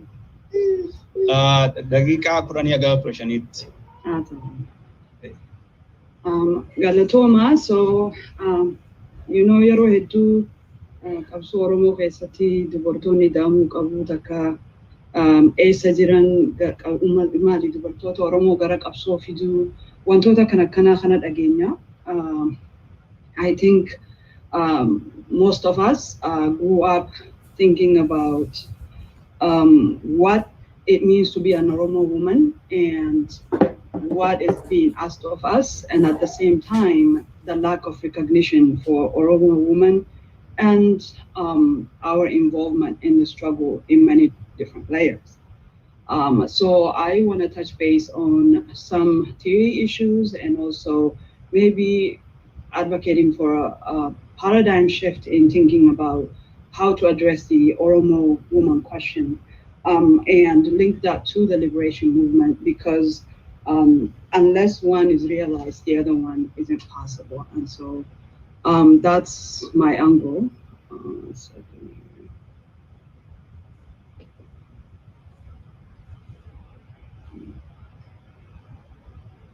View Jalalaki. Oh, no.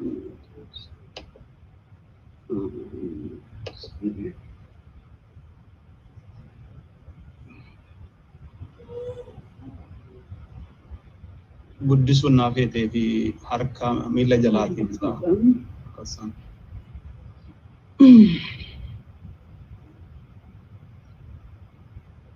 Saplaasii sanatti aanee jiru. And so, women and revolution, I want to touch note in the involvement of women in revolution around the world.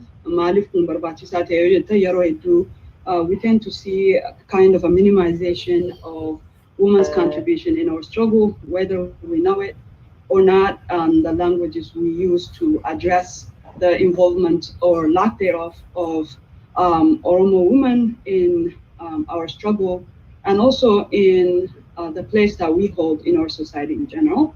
I wanted to have a definition of what a feminism is, and then the whole stigma of being an Oromo feminist and what it all means.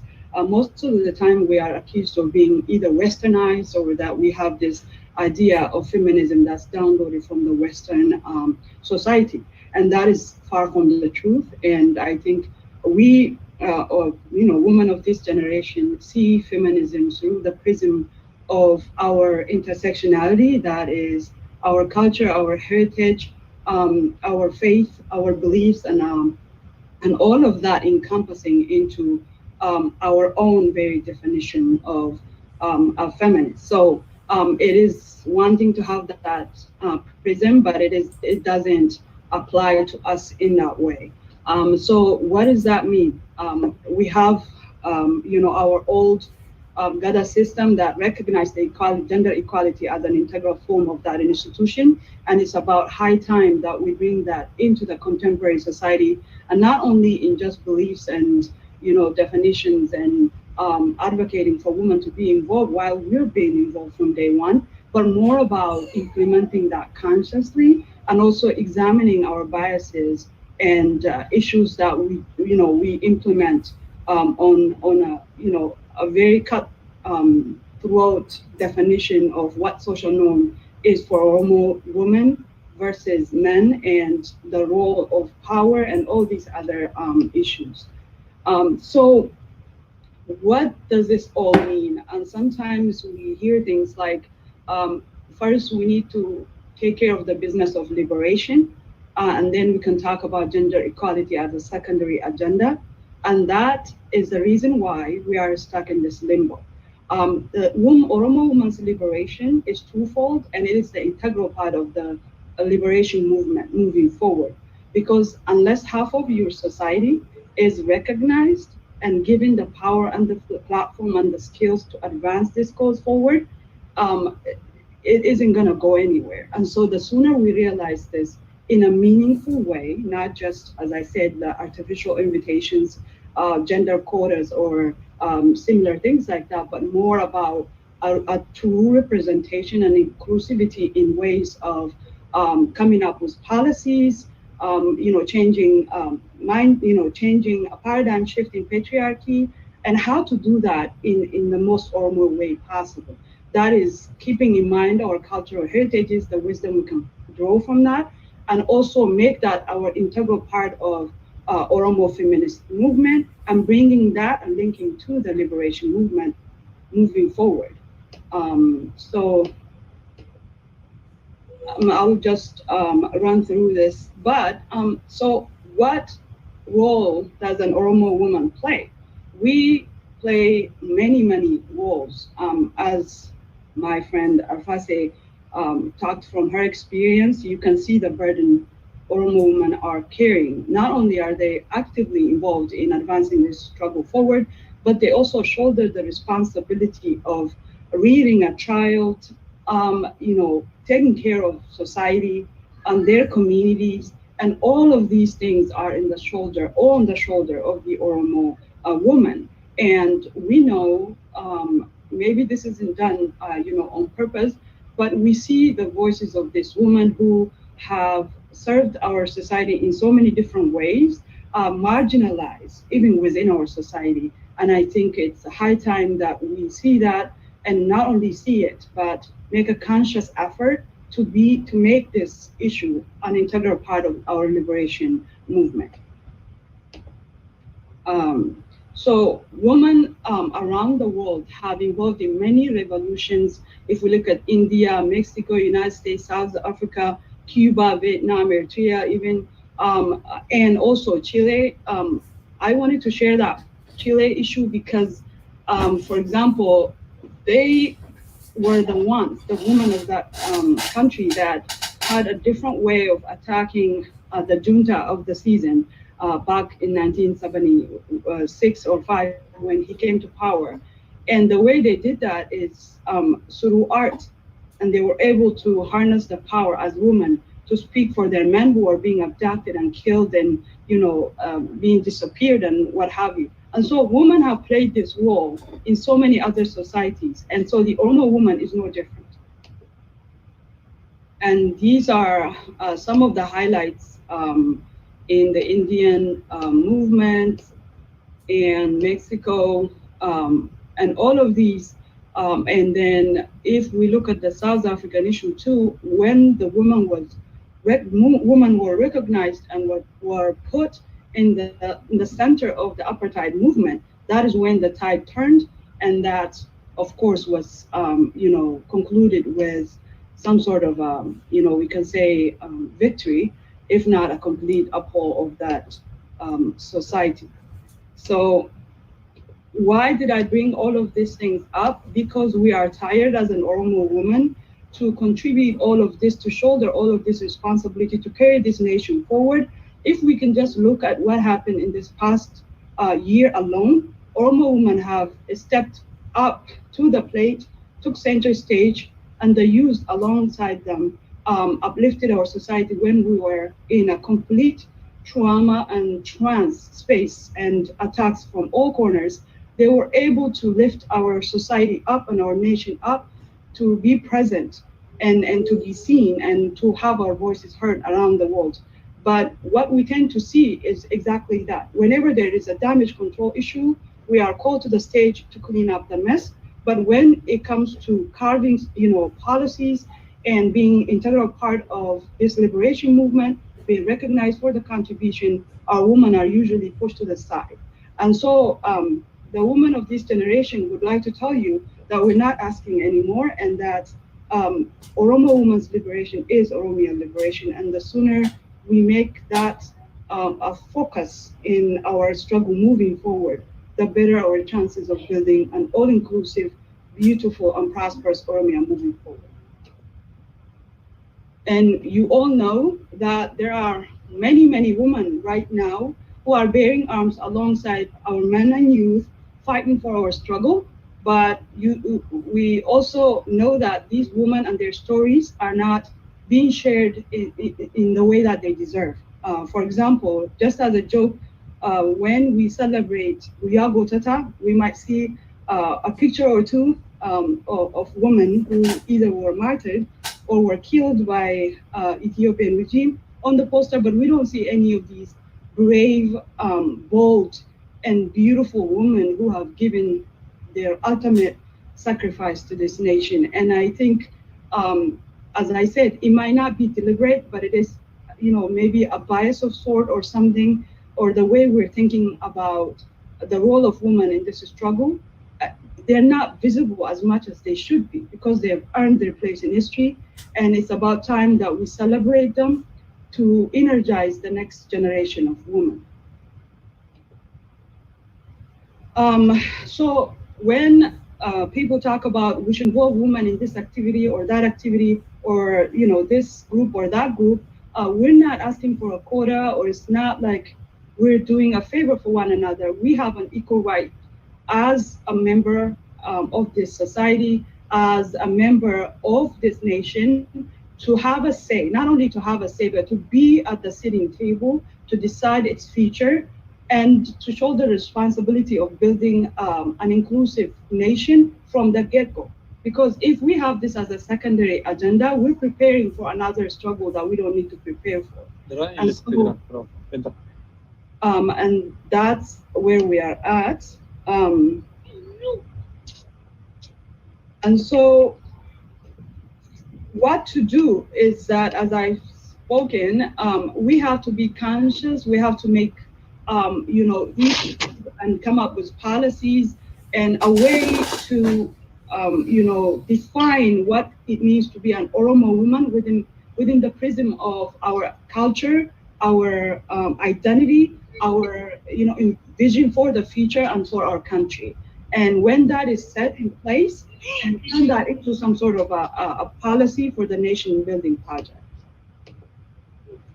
And that's the recommendation. And so it isn't just an agenda that we can have as a footnote, but as an integral part of the nation building, you know, that awaits all of us, and also having the conscious recognition and celebration, and having the women who have contributed tremendously to our struggle so far, as we energize the next generation of women moving forward for this struggle, as well as, you know, carving a country that is worthy of us as an Oromo people.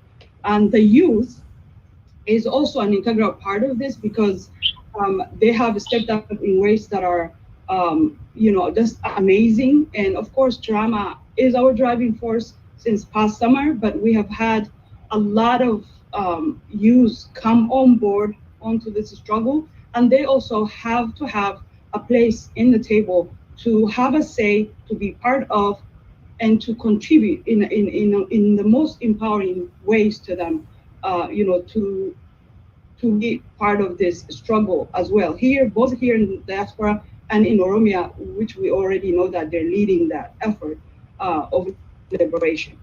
Just as an example, this is Seinara Gasa that was shot and killed yesterday in Ginji.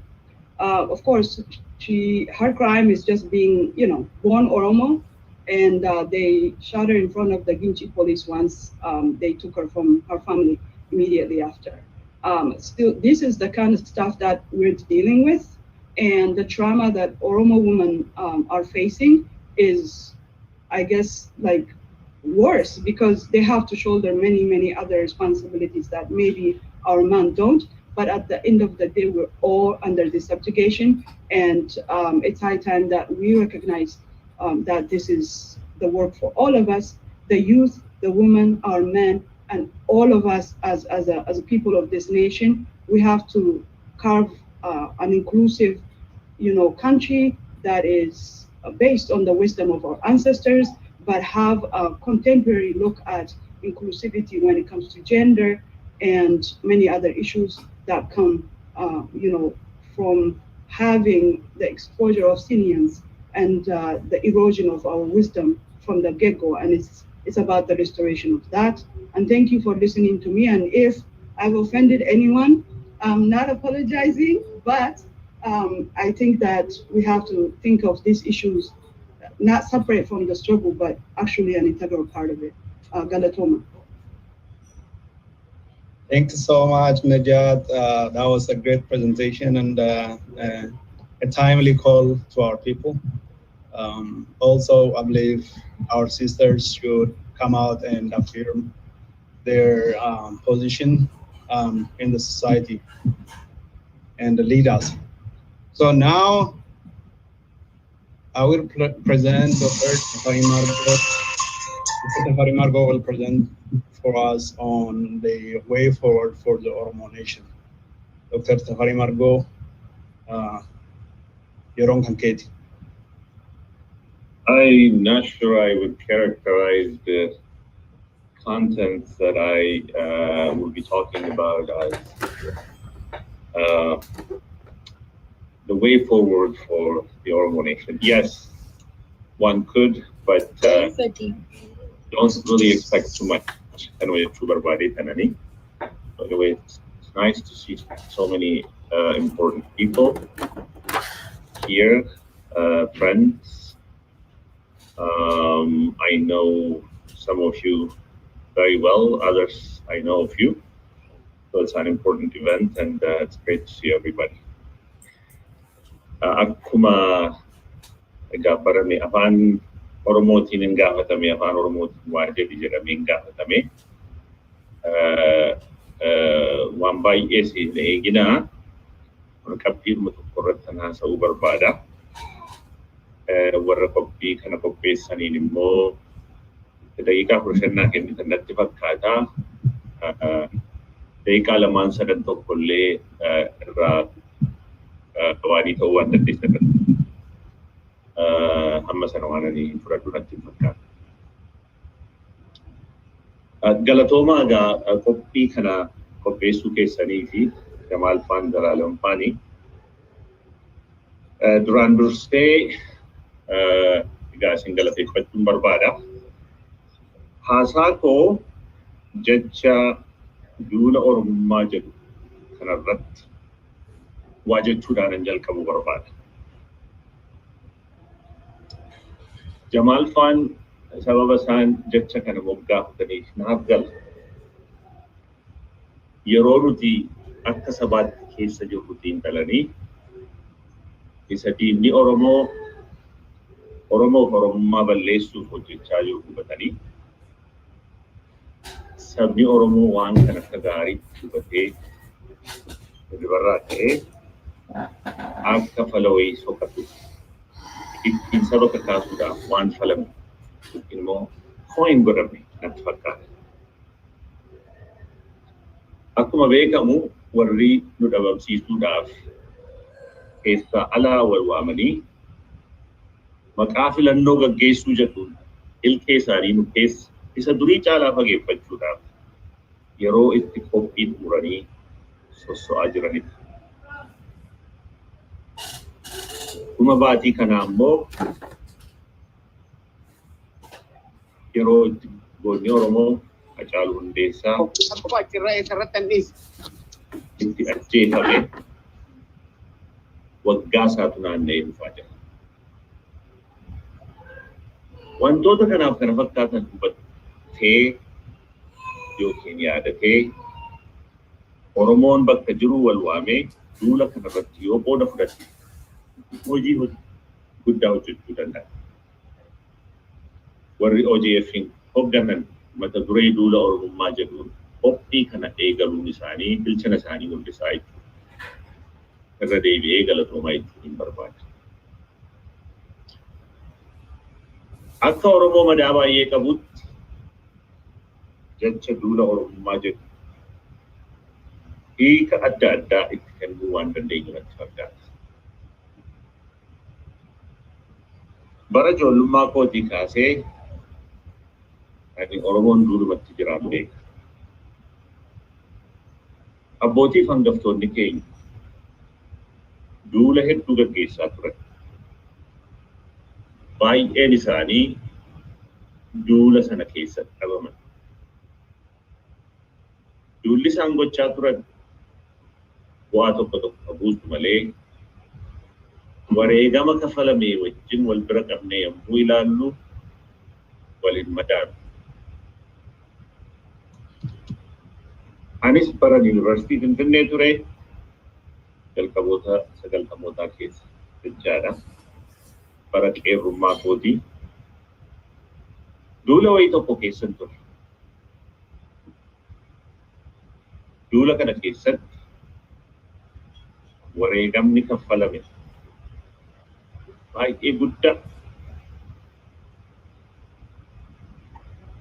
guddaa waan isaa garuu xiqqaa ture. Yoo bu'aa jechuu dandeenye. I smell that grilled cheese. Qeerroof qarreen bara kanaas duula addunyaan ajaa'ibsiifate gaggeessaa turan akkuma beeku. Duula uummata Oromoo biyya keessaa biyya alaa sochoose.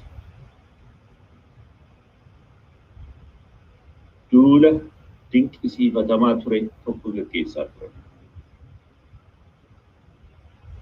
Akkuma argaa jirru garuu wareegamni qeerroof qarree warra Oromoof Oromummaa balleessuuf ifaan ifatti hojjechaa jiru nurratti aangomse. Kun waan dabaa waan ajaa'ibaati. Waan faranjiitiin puzzle jennu jechaadha. Isaa oliyyuu ta'an it's a cruel one. Kun maaliif ta'e jennee yoo gaafanne deebiin isaa inni gabaabaan duula nuti gaggeessaa yoo nageenyetu qindoomina dhabuu yaada bilchaataadhaan utubamuu dhabuu isaatu ifatana.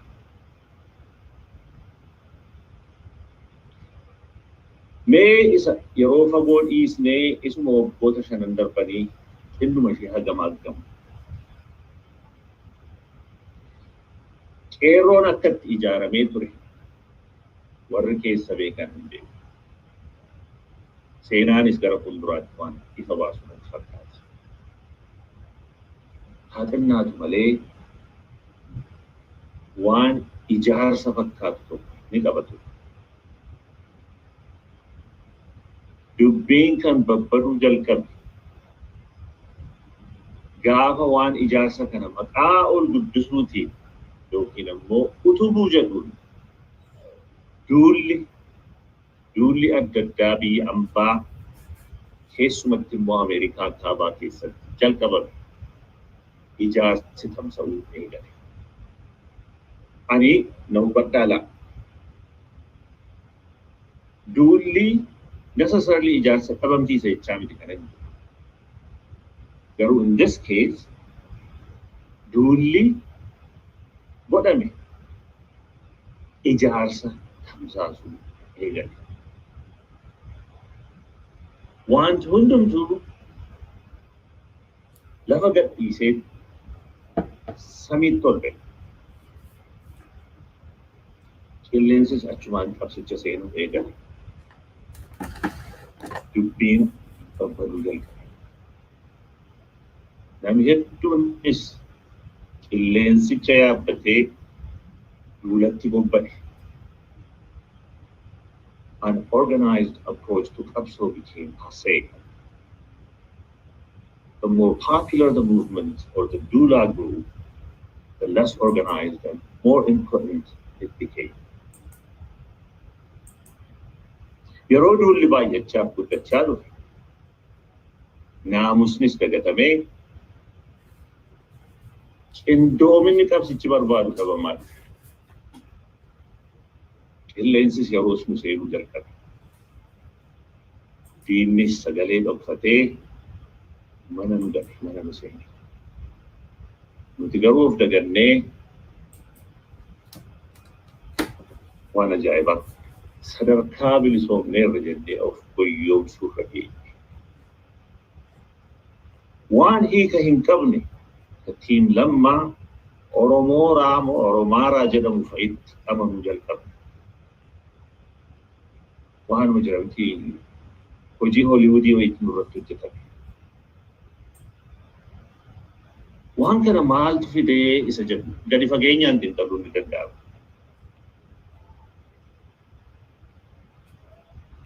Ani ilaalcha ogummaa kootiin akkanitti ilaalu nan qaba xiinxallee irra sama dandeenya.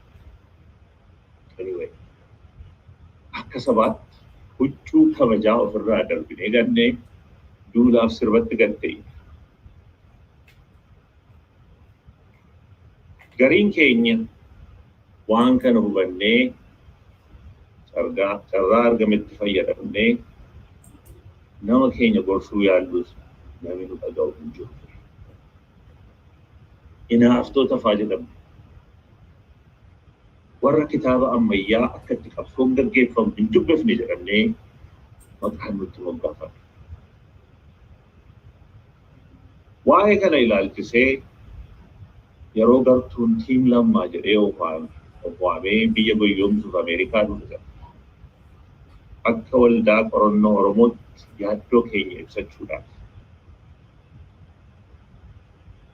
Tuuta sanaa walga'ii gaafannee ture. Hambara sanaa pirezidantii osaan ture. Xalayaan hin barreessine hin qabnu ture. Warra biyya jiranitti, warra biyya kana jiranitti, embasii adda addaatti, waajjira embasii Ameerikaa isa jirus Kanadaa jirutti illee darbee community Oromoo adda addaa qophii kana qindeessaa turaniin illee akka waan tokko nuuf qindeessaniif gaafachaa ture. Keessumatti warri qophii sana qopheessaa turan kan akka gaggeessitoota waldaa hawaasa Oromoo Minisootaa deebii iyyuu nuuf deebisuu didan.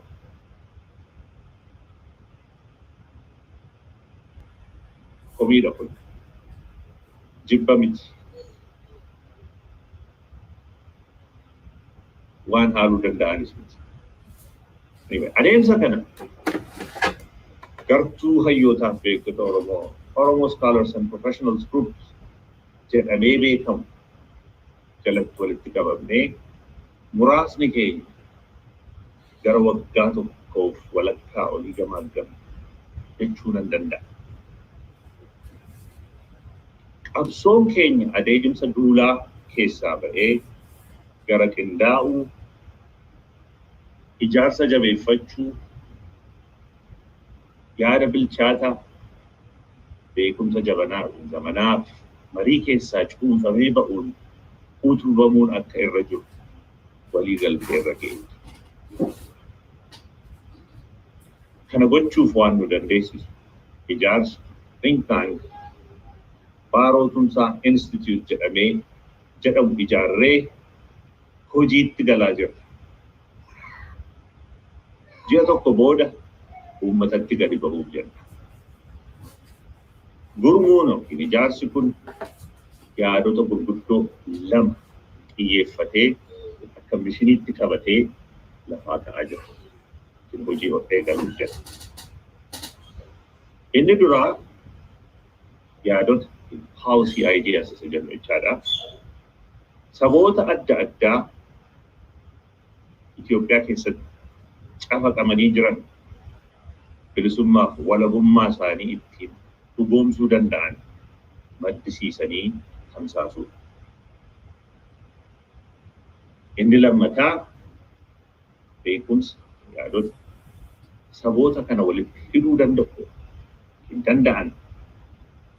Saboonni kun sirna politikaa fi dinagdee haaraa kan akka gamtaa Awurooppaa ijaarratanii walitti daldalanii wal keessa deemanii jiraachuu akka danda'an yaadota kana dhugoomsan maddisiisuuf tamsaasu. Yaadota maddisiifnu kanaan Oromoo bal'aa ittiin barsiifnu. Wanti isa baasu maal akka ta'e akka gaariitti baree jala akka hiriiruuf gargaaraa jechaadha. Dhaabota Oromoo gaggeessan adda addaa keessumatti dhaabota politikaa Oromoo ittiin utubnu, ittiin qeeqnu, ittiin ijaaru, ittiin adeemsa isaanii to'annu yoo jabaanne hojjennu. Hawaasotaaf mootummoota adda addaa wajjin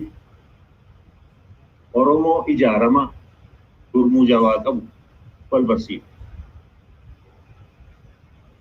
Uummanni Oromoo akka waan lafa qabataa ta'e tokko hojjechuu danda'u addunyaatti agarsiisuu yaala. Yeroo fudhata kun nuti duullee wareegamnee bu'aa wareegama keenyaa akka sassaabachuu dandeenyu ittiin agarsiisa.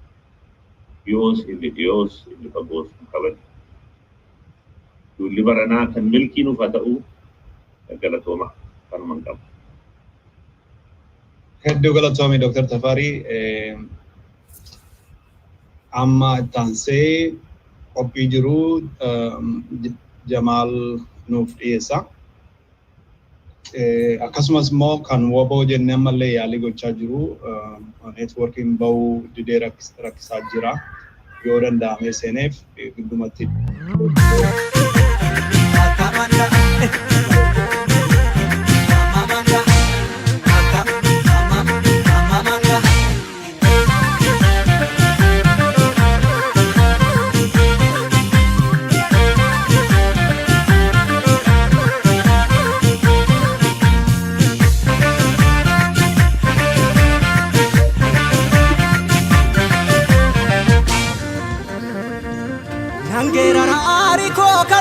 Saboba uyo gale ta'e malee supheen gaachanan ta'u. Leenca ta'e dhaaladheen kodhoollee moota aaree. Namni bakka akka beeku dibbeedhaan anna haaree. Mukii keetti na haaree sesseerantu na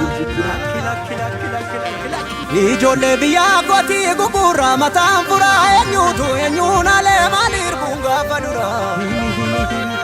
Otoo birbirsee jiru maaltu faarsame jire anin beeku guddaan gaafa Afrikaa Oromoo koo mitire Oromiyaa mitire sirna gadaa mitire haqa Oromummaa mitire gadaa fi dhugaadha kallachi keenya gadaa fi dhugaadha kallachi keenya difuu fi safuudha kabajni keenya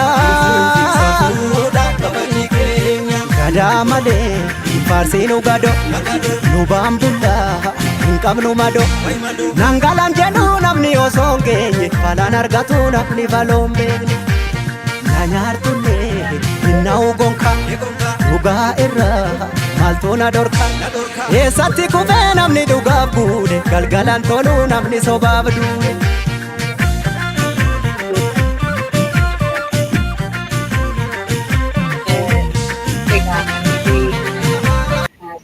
Kan dubbachuufan irratti qophaa'ee dhufeen qabu haa ta'u immoo malee namni hundoogaa yaada mataasaa waan isa qabu qaba. Wanti guddaan duraan dursee obboleewwan kiyya warra dura dubbatan keessumattuu Najiyaat ishee galateeffadha. Maaliif waa'ee dubartii sirriitti gadi qabdee dubbatte sun yeroo hundumaa ananni waan naquufu tokko. Egaa waan nuti keessa jirru waan hamaadha, wanti uummanni keenya keessa jiru waan hamaadha. Na dhageessu laata? Si dhageessu. Waan hamaa uummanni keenya keessa jiru nuti hunduu argaa jirra, namni hunduu argaa jira. Wanti guddaan immoo kana ofirraa ittisuuf, kana ofirraa oowuuf uummanni keenya maalitti jira kan jedhudha. Uummanni keenya kan biyya keessas yeroo ammaa baay'ee rakkoof gadadoo keessa jira. Afaan qawweetiin eegaa jiru. Haa ta'u iyyuu immoo mallee namni yoo ka'ee hin falmanne, namni yoo ka'ee hin lolanne uumayyuu ofirraa ittisuu hin danda'u. Manas taa'ee numa dhumaa, manas taa'ee balbala isaatirra gadi baasanii ajjeesu. Immoo ani as taa'ee isaanitti illee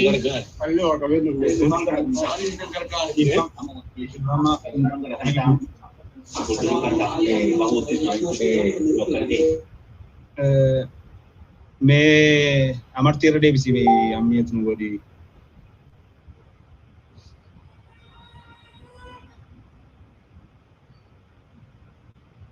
Amartii namni argitan kunis irraa kaasaa jiru.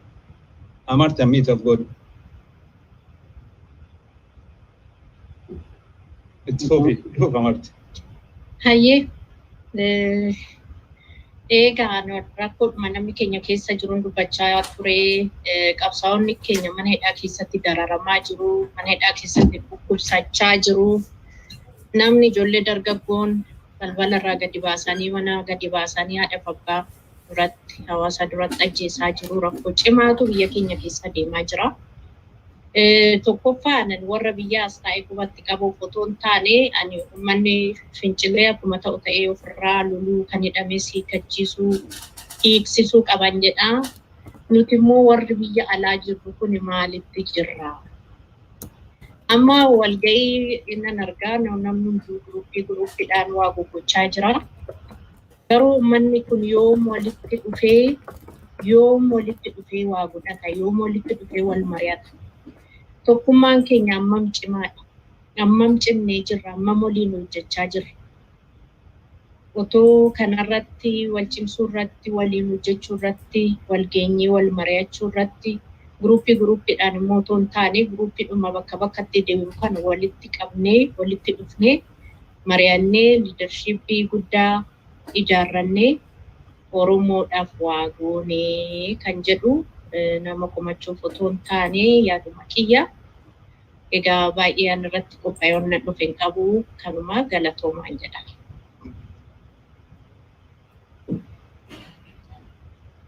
Baay'ee ulfaadhu adde Amartii.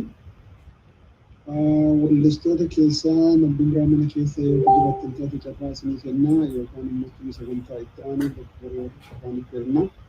inni waan nuti yaadne tokko obbo Addisuu Karrayyuuti. Addisuu Karrayyuu mana keessa ni jirtaa? Obbo Muktaar Usmaan. Okay, gara lamaan jiranii. So dabareen kan warra hayyoota fi hooggantoota amantiiti. Luba Saamu'eel Faatiman keessa jiranitti akkaataa isaan lakkoofsaan lama sadii ta'uu waan danda'aniif. Egaa kudhan obsee kudhan numa gorsee himadinaananii fuguugitti dabse obsii dangaa darbu qaba harki bokkuu qabe boodees numa qaba natu si baata situ of dadhaba obsuu fi dhoksuu koo dabuma seete ni beekti garaan koosa kana goote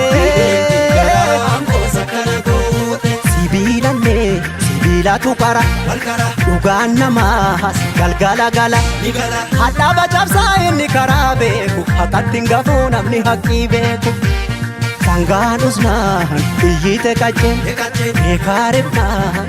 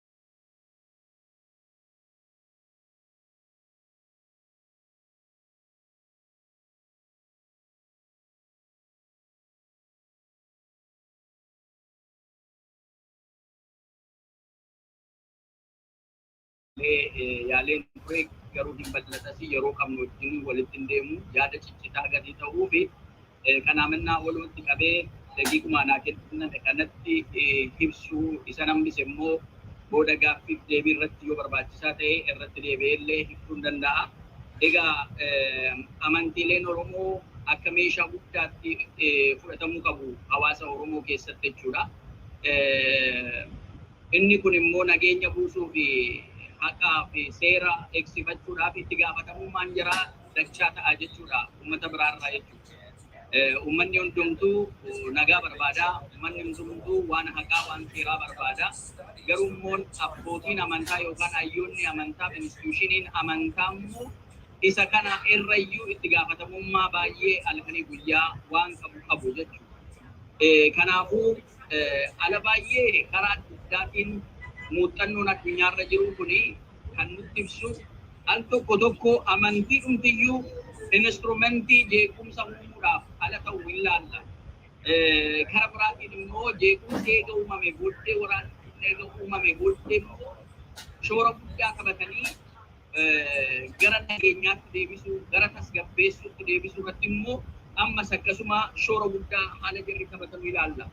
Kanaaf amantoonni yookaan dhaabbileen amantaa hawaasa isaanii keessatti roolii isaan taphatan yookaan gahee isaan qaban baay'ee guddaadha jechuudha.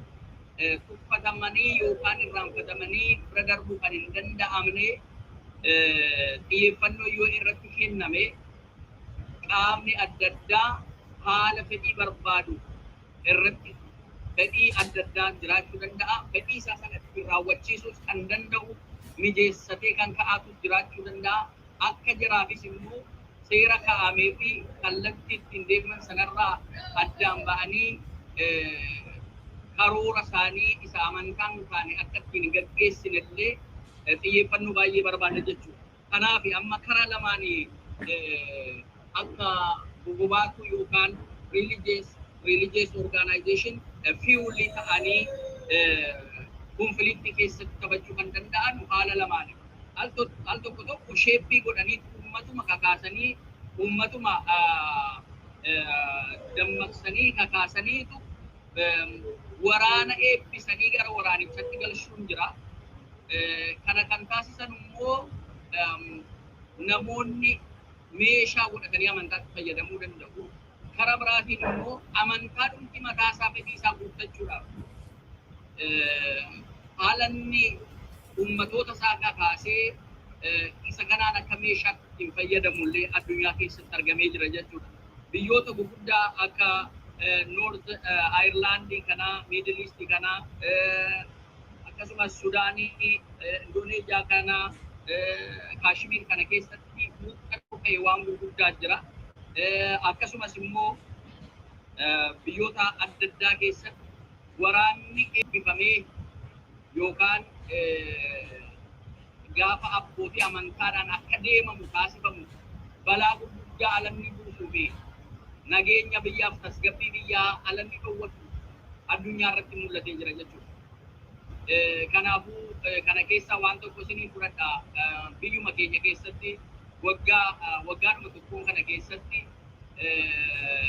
waraana keessumaa paatriyaarkiin keenya amantaa ortodoksii keessatti uummanni hidhachuu qaba jedhanii baasanii dhaabbannee fuuldura isaanii mormine akkamitti hambaan amantaa akkana godhaa maaliif kana baasa jennee fuuldureetti dhaabbannee morminee jirra baay'een keenya jechuudha. Ala uummanni hidhachuudhaaf hidhateetu gara ba'aaf gara lixaa kanatti uummanni hidhachuu qaba haala jedhanu inteenshiniin dugda booda jiru amantaadhaan waan guuttachuu barbaadan namoonni ittiin galmaan ga'uudhaaf gaafa wanta kanaa jedhan fuulduree dhaabbannee hawaasni lakki kun sirrii miti jedhee dhaabbisuun barbaachisaadha jechuudha. Kana ta'uudha baannaan gara waraana dhaabbachuu hin dandeenyeetti deemsisuu danda'a. Inni kun immoo biyyan tasgabbeessu, nagaa biyyaa hin buusu, nagaa waan boreessu ta'a jechuudha. Gatii kanaatiif wanta kanaa immoo biyyoota adda addaa irratti illee ta'ee akkasuma justice war jedhanii gaafa deeman jeerri immoo bittisuu deemanu kunis immoo waan fudhatama qabu ofirraa dhorkuu qabna jedhanii waraana sana ofirraa ittisuutti deemu yeroo sana biyyi jeequmsa keessa galti. Inni kun immoo dhukkubaa akkuma sila jenne kaayyoo adda addaa of keessaa qaba.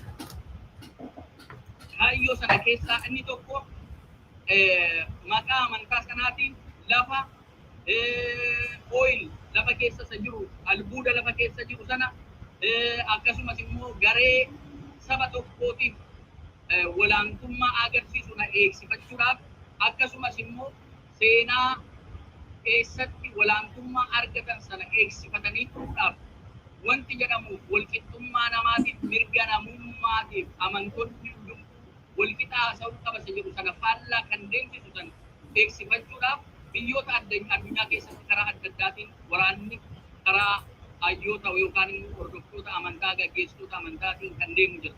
Kanaaf isa kana irraa biyya keenya eeggachuudhaaf jara amantaa gaggeessin duwwaa osoo hin ta'in uummanni hawaasni illee dammaqee abbootiin amantaa yookaan gaggeessitoonni amantaallee waan amantaadhaan ala ta'ee waan itti gaafatamummaarraa alatti normal condition isa jennu namni eenyuyyuu nagaa barbaada. Nagaa sana boreessuu danda'a wanta jedhamu hundumtuu dammaqee ofirraa eeggachuu qaba. Amantaan jedheedhuma duwwaadhaaf waan hundumaa jajamne jedhanii deemanii nagaa boreessuun yookaan jarri kaan kaayyoo kaa'atanii kaayyoo jara kaanii galmaan ga'uu ta'uu danda'a. Yookaan immoo keessatti namoonni qulqulluun gaaga'amuu danda'u jechuudha. Inni akka kana rakkoo guddaa addunyaa